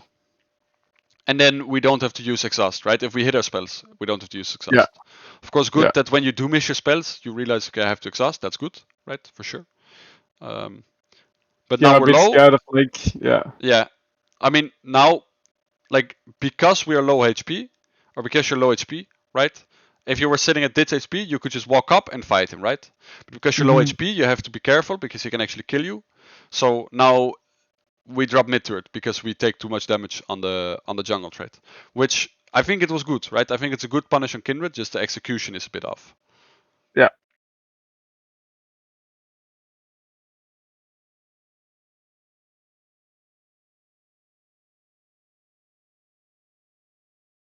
Yeah. And now pushing this wave is fine, right? We just want to push and get our recall off because we're sitting on 15 on the gold. We don't want to play right now. So when we are sitting, it's always one really easy thing to always ask yourself is, what is the next thing I want to achieve, right? What is my objective? What is my goal? So when you are playing carry champions like ADCs, right? One thing that persists throughout the entire game is you want to get as much gold and XP as possible, right? So you don't want to be dropping random waves. So catching waves is really good. And then another immediate goal you have is you want to spend your money, right? Because you're sitting on a lot of money. So right now you should just take this wave. Take the next wave is fine, because otherwise you're gonna lose this wave, right? Objective number one, you don't want to lose money. And then you just want to look for a reset, right? There's no reason for you to do anything on map. Yeah, that's true. And like Drake is spawning soon also. Yeah, Drake is spawning soon as well. So if your team, like if you want to contest Drake, that's another thing. If you want to contest Drake, you could already base here. Because sure, this wave is gonna push in and you're gonna like drop some CS, but on the next wave, you're gonna have full pry because you took an earlier reset, right? And if you take the later reset, you're not gonna have as much control, obviously. So I think if you know you want to contest Drake, like honestly, I wasn't even looking at it right now because I was just thinking about like you needing to reset, right? But you could even reset one wave earlier. And yeah, now it's like you're gonna be late for Drake, right? You're not gonna be able to reset, and there's no reason for you to be on the map for this long.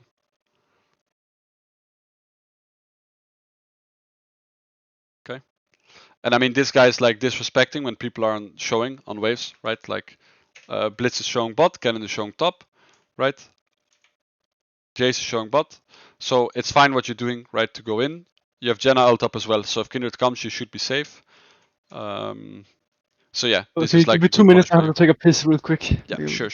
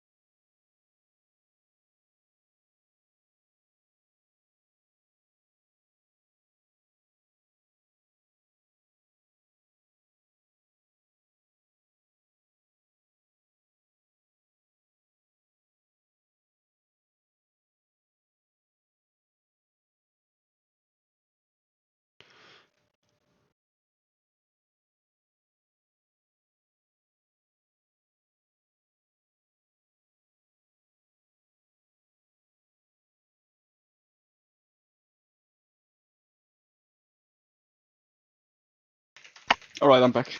Yo, welcome back. Tell me when you're ready. Yeah, I'm ready now. Alright. So we chunked this guy, right? And we see Amalfa died on bot. You stilt as well. Kindred, Blitz were bot, right? So right now, our next objective is not Drake anymore, right? We don't really care about the Drake. We just care about playing Herald because our fiddle is top side as well. So we want to push this wave. Like, I don't really care about this turret damage, right? I think you just push this wave as fast as possible. And then you can go help your fiddle on Herald if he needs it. And then afterwards you just take a base. And if he doesn't need you to help, of course you can take the base instantly, right? But we don't want to be playing bot side. Because if we're playing bot side, we're playing into where they are strong. And we want to play into where we are strong, right? Yeah. So yeah, Like running here is not needed. You achieve nothing here and it's only a risk. And you're basically wasting time, right? You could have been like right here. You could have had these minions and now you can reset, right? Now you can take a reset, go spend your gold. And you're in a really, really good spot to carry this game, right? You're 4-0 up, you have a lot of plates, you have a lot of CS. So for sure, right now, this is like your game to carry, right? And because we don't take the reset now, we're late on mid, which means we don't have control on mid, right?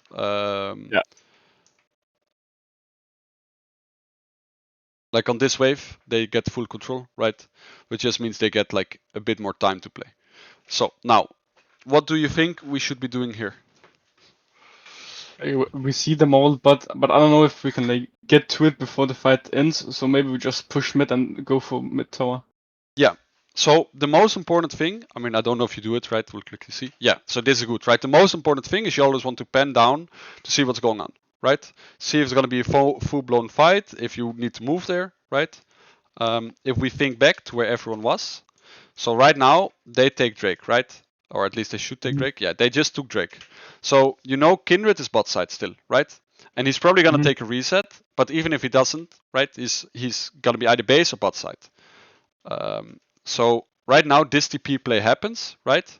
They'll TP in, and I don't think you should move there, right? Because even if you move there, your team, like when you pen over camera, one sec.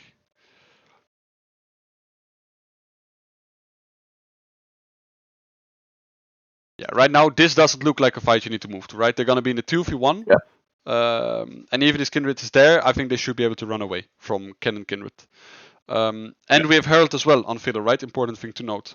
So what we want to do here is for sure push this in. And then just look to do something on their top side, on their mid, right? We want to pressure them off. We want to take this turret, right? Yeah. And I think for sure we can. Fiddle, sorry, what did you say? I think I should ping fiddle like to come. Yeah, for sure, right? For sure. If you and you're really strong, right? Just so you're allowed to kind of ping your team around because you want to be the one to be played around. You want to be the one to get the leads further ahead in this game, right? So you can ping your fiddle around to mid, say, okay, come mid, right? And then, for example, here, when you're walking up, you can pressure this guy, you can like E forward, pressure this guy. If Kindred walks up like this and your fiddle is right here, he can't do anything, right? He can't just run into a fiddle with fear up. Yeah. So yeah, for sure, you're right. You just want to ping your fiddle and we can go mid here. Or we could play the top side, we could get vision, right? Because your Jenna also just came off a reset. So he is able to place down 3 wards as well, right? Yeah.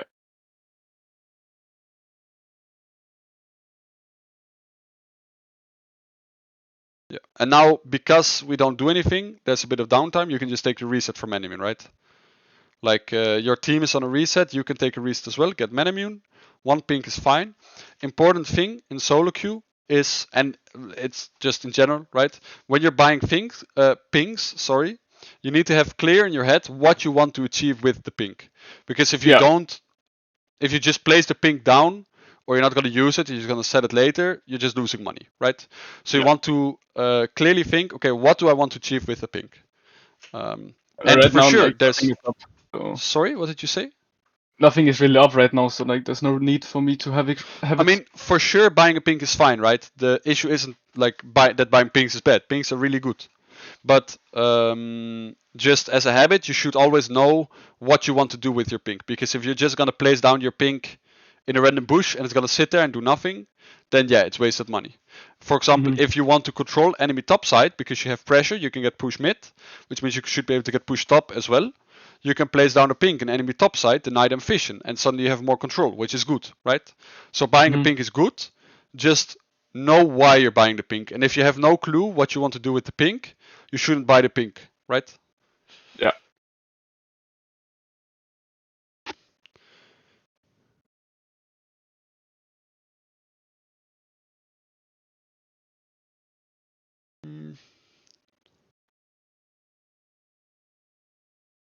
Yeah, and this is like a tricky situation because your team and you are on a reset, which is normal, right? You should be on a reset here.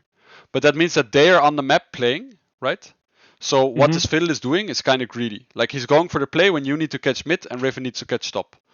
And then he just gets caught. And then I think it's a fine call for you to move because if this fight keeps on going and they overcommit, you can for sure do stuff, right? Yeah. I'm just looking if you have like a good ult angle because I think for sure there's like an ult angle in here for you. I think if you ult right now on where the cannon is, he has like no way to dodge. Because he's like in a really narrow space, right? I think if you would have ulted, like when Malphite was still here, you ult like this. Or not like that, but like you ult towards this spot, right? That you ult like this. Then you hit him for sure and you get a lot of damage in, right? Yeah. And then yeah, you have to drop mid wave because of what your team does, which is awkward. Now you get a fine ult in.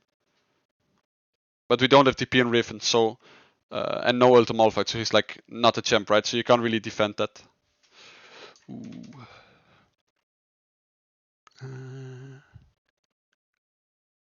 Yeah, now you move back to mid. But we don't really want to move too greedily. Like moving like this, if Blitz hooks right now and they're still behind, your Riven is dead, right? Which is not ideal, obviously. We don't want to die for nothing. So we should just take the safe path here. There's no reason for us to walk into Raptors as 2 when they are 4, right? And this Blitz, I mean, he like grieves it, but if they are like walking out together, there's no way you ever get a kill there, right? Yeah. Yeah. And now all of this is fine, right? You get the pick, you start pushing mid. Oh.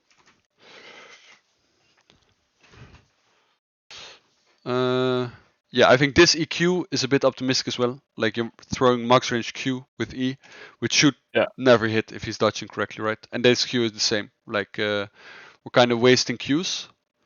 And then we get chunked for half health as well on the this. Like here we should just move out already. We don't have to hit this turret with the Herald charge anyway, right? And we don't have to be greedy to save like the Herald HP on the charge, right? In trading for RHP. It's not worth. Okay.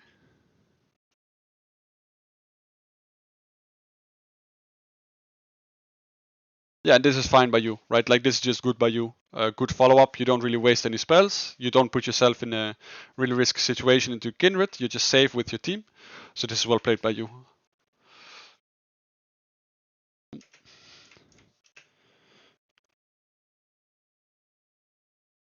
Now here is a good example of you just want to be a bit slower. I mean, I guess he's like CC'd, so you try to hit the Q, but you're a bit late on the CC. Then we miss Q, and then we ult as well into the Kindred ult, right? Which is like obviously not ideal.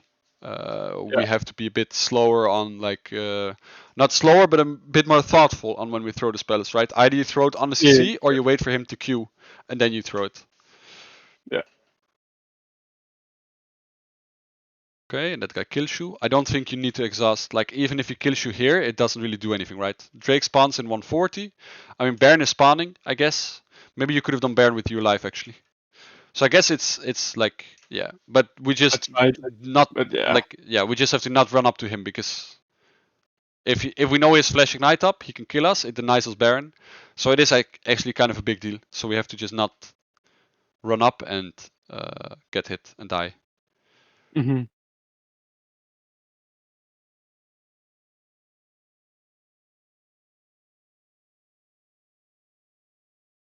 Okay, whole lot of random blitzcrank chasing.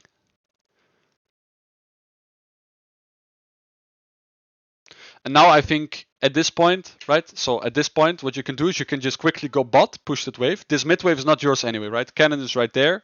Your team is not gonna be on the wave. So you can just run bot, push in that wave, and then run mid to set up bot wave already to be pushed, that they have to push it back, right? For Dragon. Because now what will happen is that your Malphite has to do it or your Riven has to do it, which means they have to spend time pushing that wave that they're not spending to be with you on the play, right? Mm-hmm.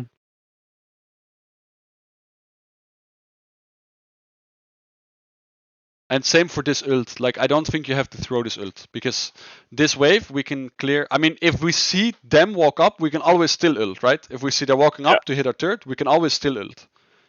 But if they're not walking up, we can just catch the wave with our Q and clear the wave with our Q and our others, right?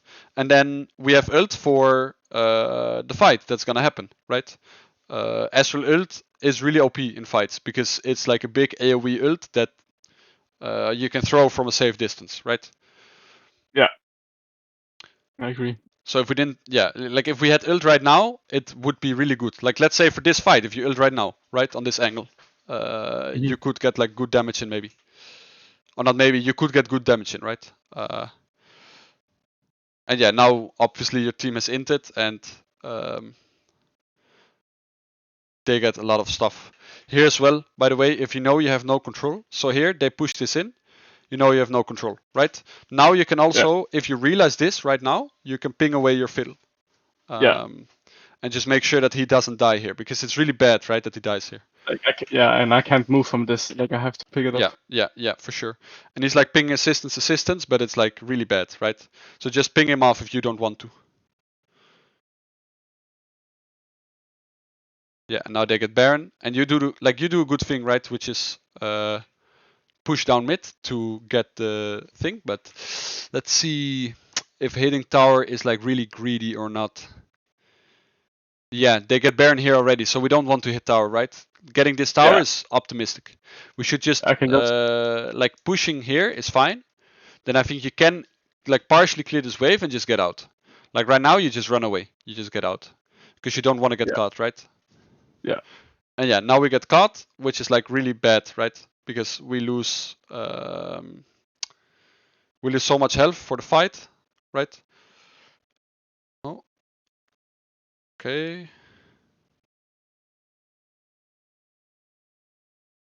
And I mean, the fight kind of gets smurfed by you guys, right? Afterwards. Like right now, there's like a bad setup, but they overchase. Riven has like a really good catch together with Malphite. You get a good Q, you play on range. Here, this Q as well is really fine, right? You Q the Wolf, which is like a guaranteed hit. I mean, maybe it's because you thought you would just Q him, but Qing the Wolf for guaranteed hit is like fine because you get to keep your Qs going, you get your W up faster, right? And yeah, now this is like an example of really good Ezreal ult, right? Like in a spot like this. Only thing is here, obviously, in hindsight, it's easy to say, but we are not allowed to like put ourselves into a channel when Blitzcrank is walking up for a hook, right? Because then he can actually hook us. So that's why we get hit, which is a bit awkward, right? If we don't get hit, this fight is like even more one. Yeah, and this is all good by you. And yeah, I don't know what your fiddle is doing. He's like tilted to something, taking camps, but he could have ran up to Drake already and started it already. And then I think you could have, instead of like hitting this Drake with him, you could be bot now, push that wave, get that turret. Just get even more gold. And you could have let Fiddle do the Drake, right? Because Blitz is not a champ and Cannon is chasing Malf. So we don't have to be hitting the Drake. And then afterwards, you just take a reset, get back on map after spending your gold, your 3 items. You're in an insane spot to carry, right?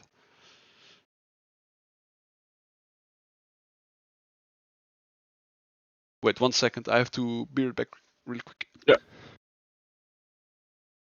Actually, it'll be like more than one. It will be like 5 minutes, but yeah, I'll be back in 5 minutes. Yeah.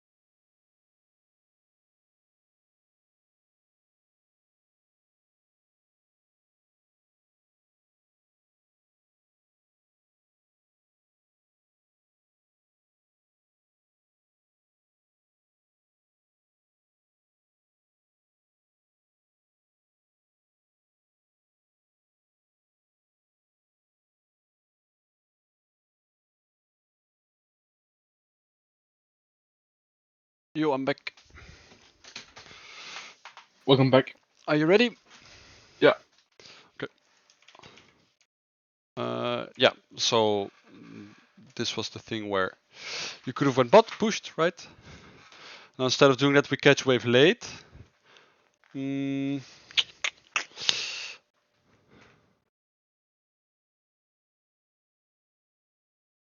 Yeah, we need to catch this wave for items, so it's fine, right?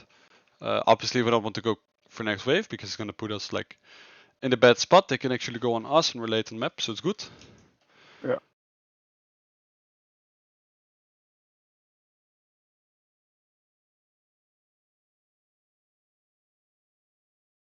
How did Riven die? Let's see. He just gets, yeah, he kind of gets one if you want. By enemy top jungle, he just dies. And we should have perma mid control. But what we want to do this mid game, right? Because our map, our side lanes are really dark right now, right? So ideally, what we want to do is we want to use our mid control to also get control in one side lane to make it way easier to play. Because if they have control in both side lanes, and that's probably why it felt really awkward to play as well in this mid game for you, even though you're this strong, right? If we don't have control in any side lane, they're always gonna be able to apply numbers advantage on mid, and you have to respect, right? Which you don't want to when you're this strong, right? You just want to play like up. Also, obviously they have Baron right now, which makes it even worse, right? So we're using our numbers advantage to get push mid. I'll just play this normal speed. We're using our numbers advantage to get push mid, right? Which normally they would respect, but they're not really respecting. I think right now, because Fiddle wants to go in, you're allowed to like look for like the instant follow up, right? On this ult. Like you should be aware that Phil is ulting in or wanting to ult in, right? And you should be looking to instantly follow up and burst down the Kindred. Because if you do, together with Phil, you can kill like during CC, right? Yeah. Yeah, and now he gets his ult off, like barely, and we don't even hit him once, right? Before the ult. Because our ult also misses. So for sure, if we just like if you just are like looking to instantly follow, you kill him instantly. We don't have to use Malphite ult afterwards to try and kill him. We don't waste as much time, and then we're able to either like keep on fighting on mid, get them right, but they're respecting right now, so we can't. So we'll just go to side lanes, fix those, see if we can maybe like run like this, catch cannon, right? Run like this, catch Jace. Make sure they don't get these turrets, right? Yeah. And then it's really nice, right? It's good play to be on mid. Like they should never be the ones looking to fight on mid, like the Skindred was doing. And if they are, we should punish, like your Fiddle did, right? Which was good. Yeah, and now when you see Cannon here, I think you just run to him. Like fuck these minions. Just run to Cannon because you can catch him out, right? That guy's gonna fight. Fiddle has CC. Fiddle should be able to live. You run there. You can kill Cannon maybe. And if you kill Cannon, it's huge, right? It's one more Baron gone, side lane pressure gone, and then the map is like really fine to play again. You can just do the same thing where you open up a mid. And with how Cannon is playing, right, you could have for sure killed him if you would have ran instantly. Yeah. But yeah, now you get back on mid, which is like the thing you want to do, right? Like 90% of the time, you're just gonna be on mid, hitting mid wave and pushing it. Kind of guiding wave in, which is fine. Fiddler's not with you though, which it should be. Fiddler should be with you on this timer. So right now, you're allowed. So if you want to progress the game through you, what you need to do is you need to push mid safely, right? You need to have people on mid, push mid, and then run to a side lane where you want to play to make a play on their side lane. Because the way they want to play is their side laners are winning, so they just want to their winning side laners to sit side and generate leads, right? So I think here you're allowed to ping Fiddle to mid, right? He doesn't have to show on mid, he just has to go to mid. If he's like here behind you, they can never make a play on you. You push mid, and then after you push mid, you run towards bot together with your Fiddle. Because obviously this top wave right now you can't really play on, right? Yeah. And you can leave behind like Vision as well, Jenna, all that good stuff. And now instead your Fiddle is like clearing Crux at 25 minutes into the game when we should be looking to do something on the map, right? Yeah. And here the same. You are sitting around on mid when next mid wave is here, right? We don't have to be mid right now. we can, and it's even further away, right? It's like right here. So we can go with our team right now. We don't have to catch mid wave here, right? We can wait a bit. We can catch it like right here. So right now you can just move with your team. Don't have to be on mid. They're not gonna get control, right? Ideally, if map is gonna be this blind, someone can leave behind the ward right here, right on this spot. But even if they don't, you can just run with your team here. And you have a lot of engage, right? You have Malphite ult, you have Fiddle ult, you have Riven. So if you're there with them, they can for sure force a fight if enemies are showing up. And then when they are forcing a fight and you're this strong, you can carry the fight, right? Yeah.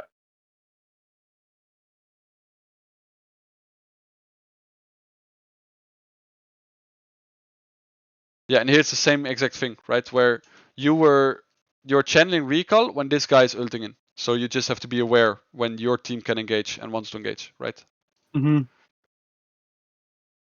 I was just like also like looking minimap at top, and Kennen just gets to free take our tower.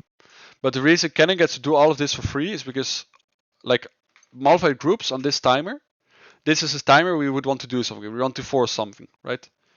But because we don't, if you watch top now, we don't, then Kennen shows up top, right? Just pushes this. Then Malphite is still bot. Riven gets chunked really hard, so he has to base. Malphite is still bot. We're still not with the team. They're doing like random fighting, right? They even get like a kill somehow. And we use our Fiddle ult on mid on this timer as well, where we should get a kill, right? So all of these fights should be going way better, but you are not looking for them yourself, right? You're kind of like 5-10 seconds behind your team. When you should be the one commanding your team around with what you want to do, right? Like if you have a clear idea on how you want to play this game, you can for sure get a lot done and carry, right? Oh, yeah, and now you E in towards 4-item cannon, which is I mean, he barely doesn't burst you, right? And he used flash, so it's not the worst. But if he killed you, obviously you just die, which is not good, right? Dying before Dragon and Baron spawn means they get full control, which means you can't really contest as easily.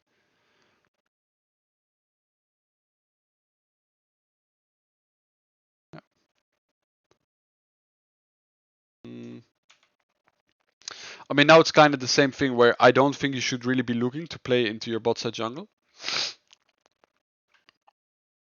Like, if I were you, I would want to like get control of mid, right? In this spot. Yeah. Now, obviously, right now you can't really get control of mid.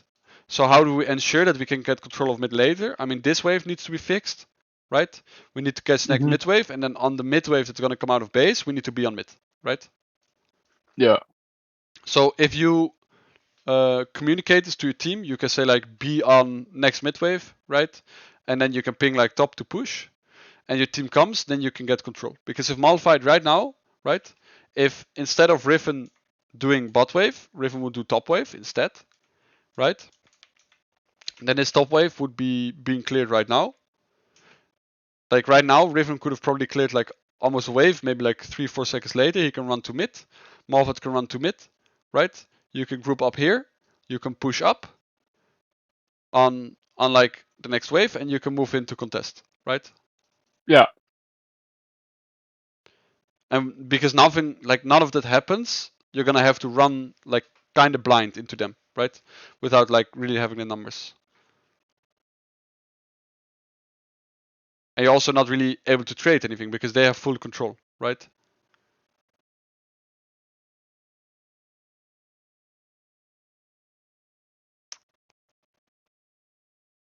Yeah, and we get basically nothing in return. Oh, and now Blitzcrank does like a really dumb mistake, which is his strong side is bot side. His team was on bot side. They have to control there. So it means you guys have control top side, and he runs it to your side, right? So he kind of ins a kill away. But because their strong side is bot side, as you can see, they're just pushing a bot, right? And now Cannon like dies, which he shouldn't, right? But they still get your whole base. You literally only have Nexus now. And now game is like so hard, right? So hard. Yeah. Like I think here they completely lose focus. I think I don't know, it's like 3 minutes later, but I just completely int. It's really bad. I mean, and starting this Baron is like desperation play, right? So, because I mean it's good because waves are not there yet, right? I think it is good to start this Baron because if you allow them to just wait and play on waves, and when cannon spawns, you will not be able to contest this, and on this Baron they will end, right? So you have to take it here because waves are not in position, and if they fight, you have numbers advantage, right? With Malphite TP. Even though Cannon probably also has TP, I didn't track it, but he probably has TP as well. So if the fight goes long, Cannon will TP in. Yeah, and I guess this is what you were talking about, right? Where you get hit by Blitzcrank Hook when you're Ezreal with E up. Yeah. Like you should never be hit, and if you don't get hit, then you can do way more in a fight. Right now, your fight is kind of hard to play. I'll just play it at normal speed.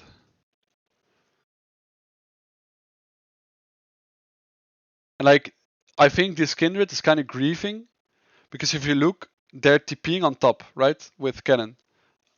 He's going for like end. I think all they have to do is play for fight. They don't have to play for like a steal or anything. Because if you look, I mean, either they play for fight as 4 to stall and to get like kills, like on Blitzcrank Cook, for example, right? Or they play to steal and delay with Kindred ult, and the rest goes to your base already, right? They don't have to stick around. Yeah.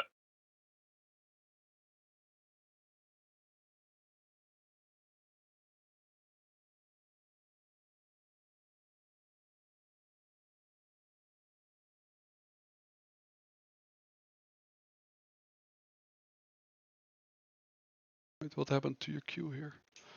Through this Q and then what? With behind missiles. Yeah, you just throw a random Q behind. Because if you have Q up here, like for sure what you want to do, like here for sure you can just Q them here, right? You can stay like safely put here, just Q them here, right? You will get E up soon again as well, and then you can play this fight like kinda like easy still because Lucian is not like going on you, right? But now because you miss Q, it becomes a bit more awkward and you channel ult, right? Yeah. And then they all barely get away. Like, Now you die. And I guess they killed Cannon at least. But yeah, for sure, like this fight is like hard misplayed by you, right? But no point in going over too much. Because you know that you messed up. Okay, and I guess they really wanted to end. Also, the fact that we have reference now is really nice for the wave clear, right? Okay, yeah. And now we try to do too much, right? We don't have to catch this wave this far up. We could just let these 2 minions die, the wave runs in as well. And even if we catch this wave really far up, we're not gonna use that extra bit of time to really do anything, right? So we could just let this wave come in, we don't have to risk. And now, because they're up again, they're not sitting on their hands, right? They're actually like walking on the map, trying to do stuff. So they see you right here, and you lose flash, yeah. Which is not ideal, right?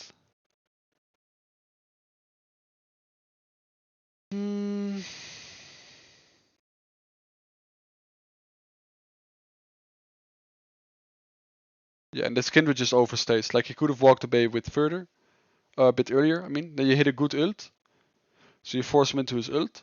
So, I mean, because he misplays, he ends up dying, right? But I think Kindred should never like get caught here afterwards for sure. Oh.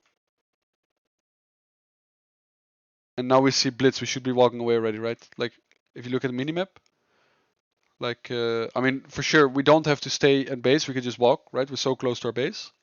But also look at Blitz, like we are chilling recall, and then this Q obviously is bad as well, right? Like if we hit this Q, like if we throw this Q like this, right? You want to kind of throw it in this line, so that either he has to sidestep and he's not chasing you as fast, or you hit him, just get damage in, and then you just run away, right? Or like try to run away.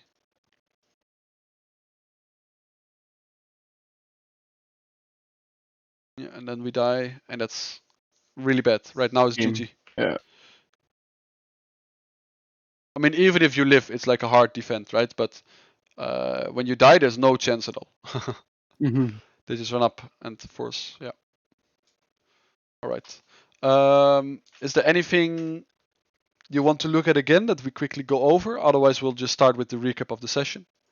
No, I don't think there's like anything other than that. All right. So just to quickly recap, right? Let's see. This game, I mean, we talked about you have to be on the wave early, right? You have to be here. You have to get control, and then we would want to slow push wave 1, 2, 3, right? And then earlier Yeah. we talked a bit about jungle pathing, right? That our wave state here is like best for them, right? We're playing kind of into what their best wave state is instead of what our best wave state is.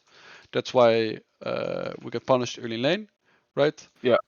Big thing as well from this game, right, is when you can like ping your team with things you want to do.